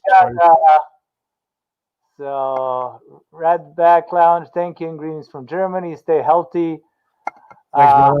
Music and love. Our instruments to be hung or up or played with. Definitely play with. Yeah. Thanks so much for being a part of the slap stream. Thank a lot. You, Djordje. Great stories. Thank you, brother. Nice to meet you finally. Slap for us. I sent you hundreds of messages about price. You never responded. I was like, I had to go the back route. Hey, Jason, can I get on that show? I don't know. You have my text. You have my number now. I know. Now direct route. Cool. And a pleasure. Colin interview, and great job as always. Thank you, Carolyn. Thank you, Carolyn. Nice stream. Good night. Yeah, it's nighttime in Europe. Cool. Thanks again. Can't wait to see you play live. Hopefully you're going to bring back that upright and more metal and more hardcore and all of that. And one of these days we're going to have a beer together. Yes, and do the camper, revive that martial life sound. Yes, absolutely. All right, brother. Happy Slapper Day. Yeah, to you too. See you too. Thank you. All right, guys, it's very late here. Otherwise, I would grab my pace right now. So I'm glad, we're here to inspire people. Jose Arana, incredible interview. Thank you. Ribak Lounge. Cheers. I do not have a beer with me, but I'll cheer up. And thanks for everyone. I got actually, before I close this, I got like a few questions about my t-shirt on the email. Yes. So we have Art of Slap Bass t-shirts right now. So you can go to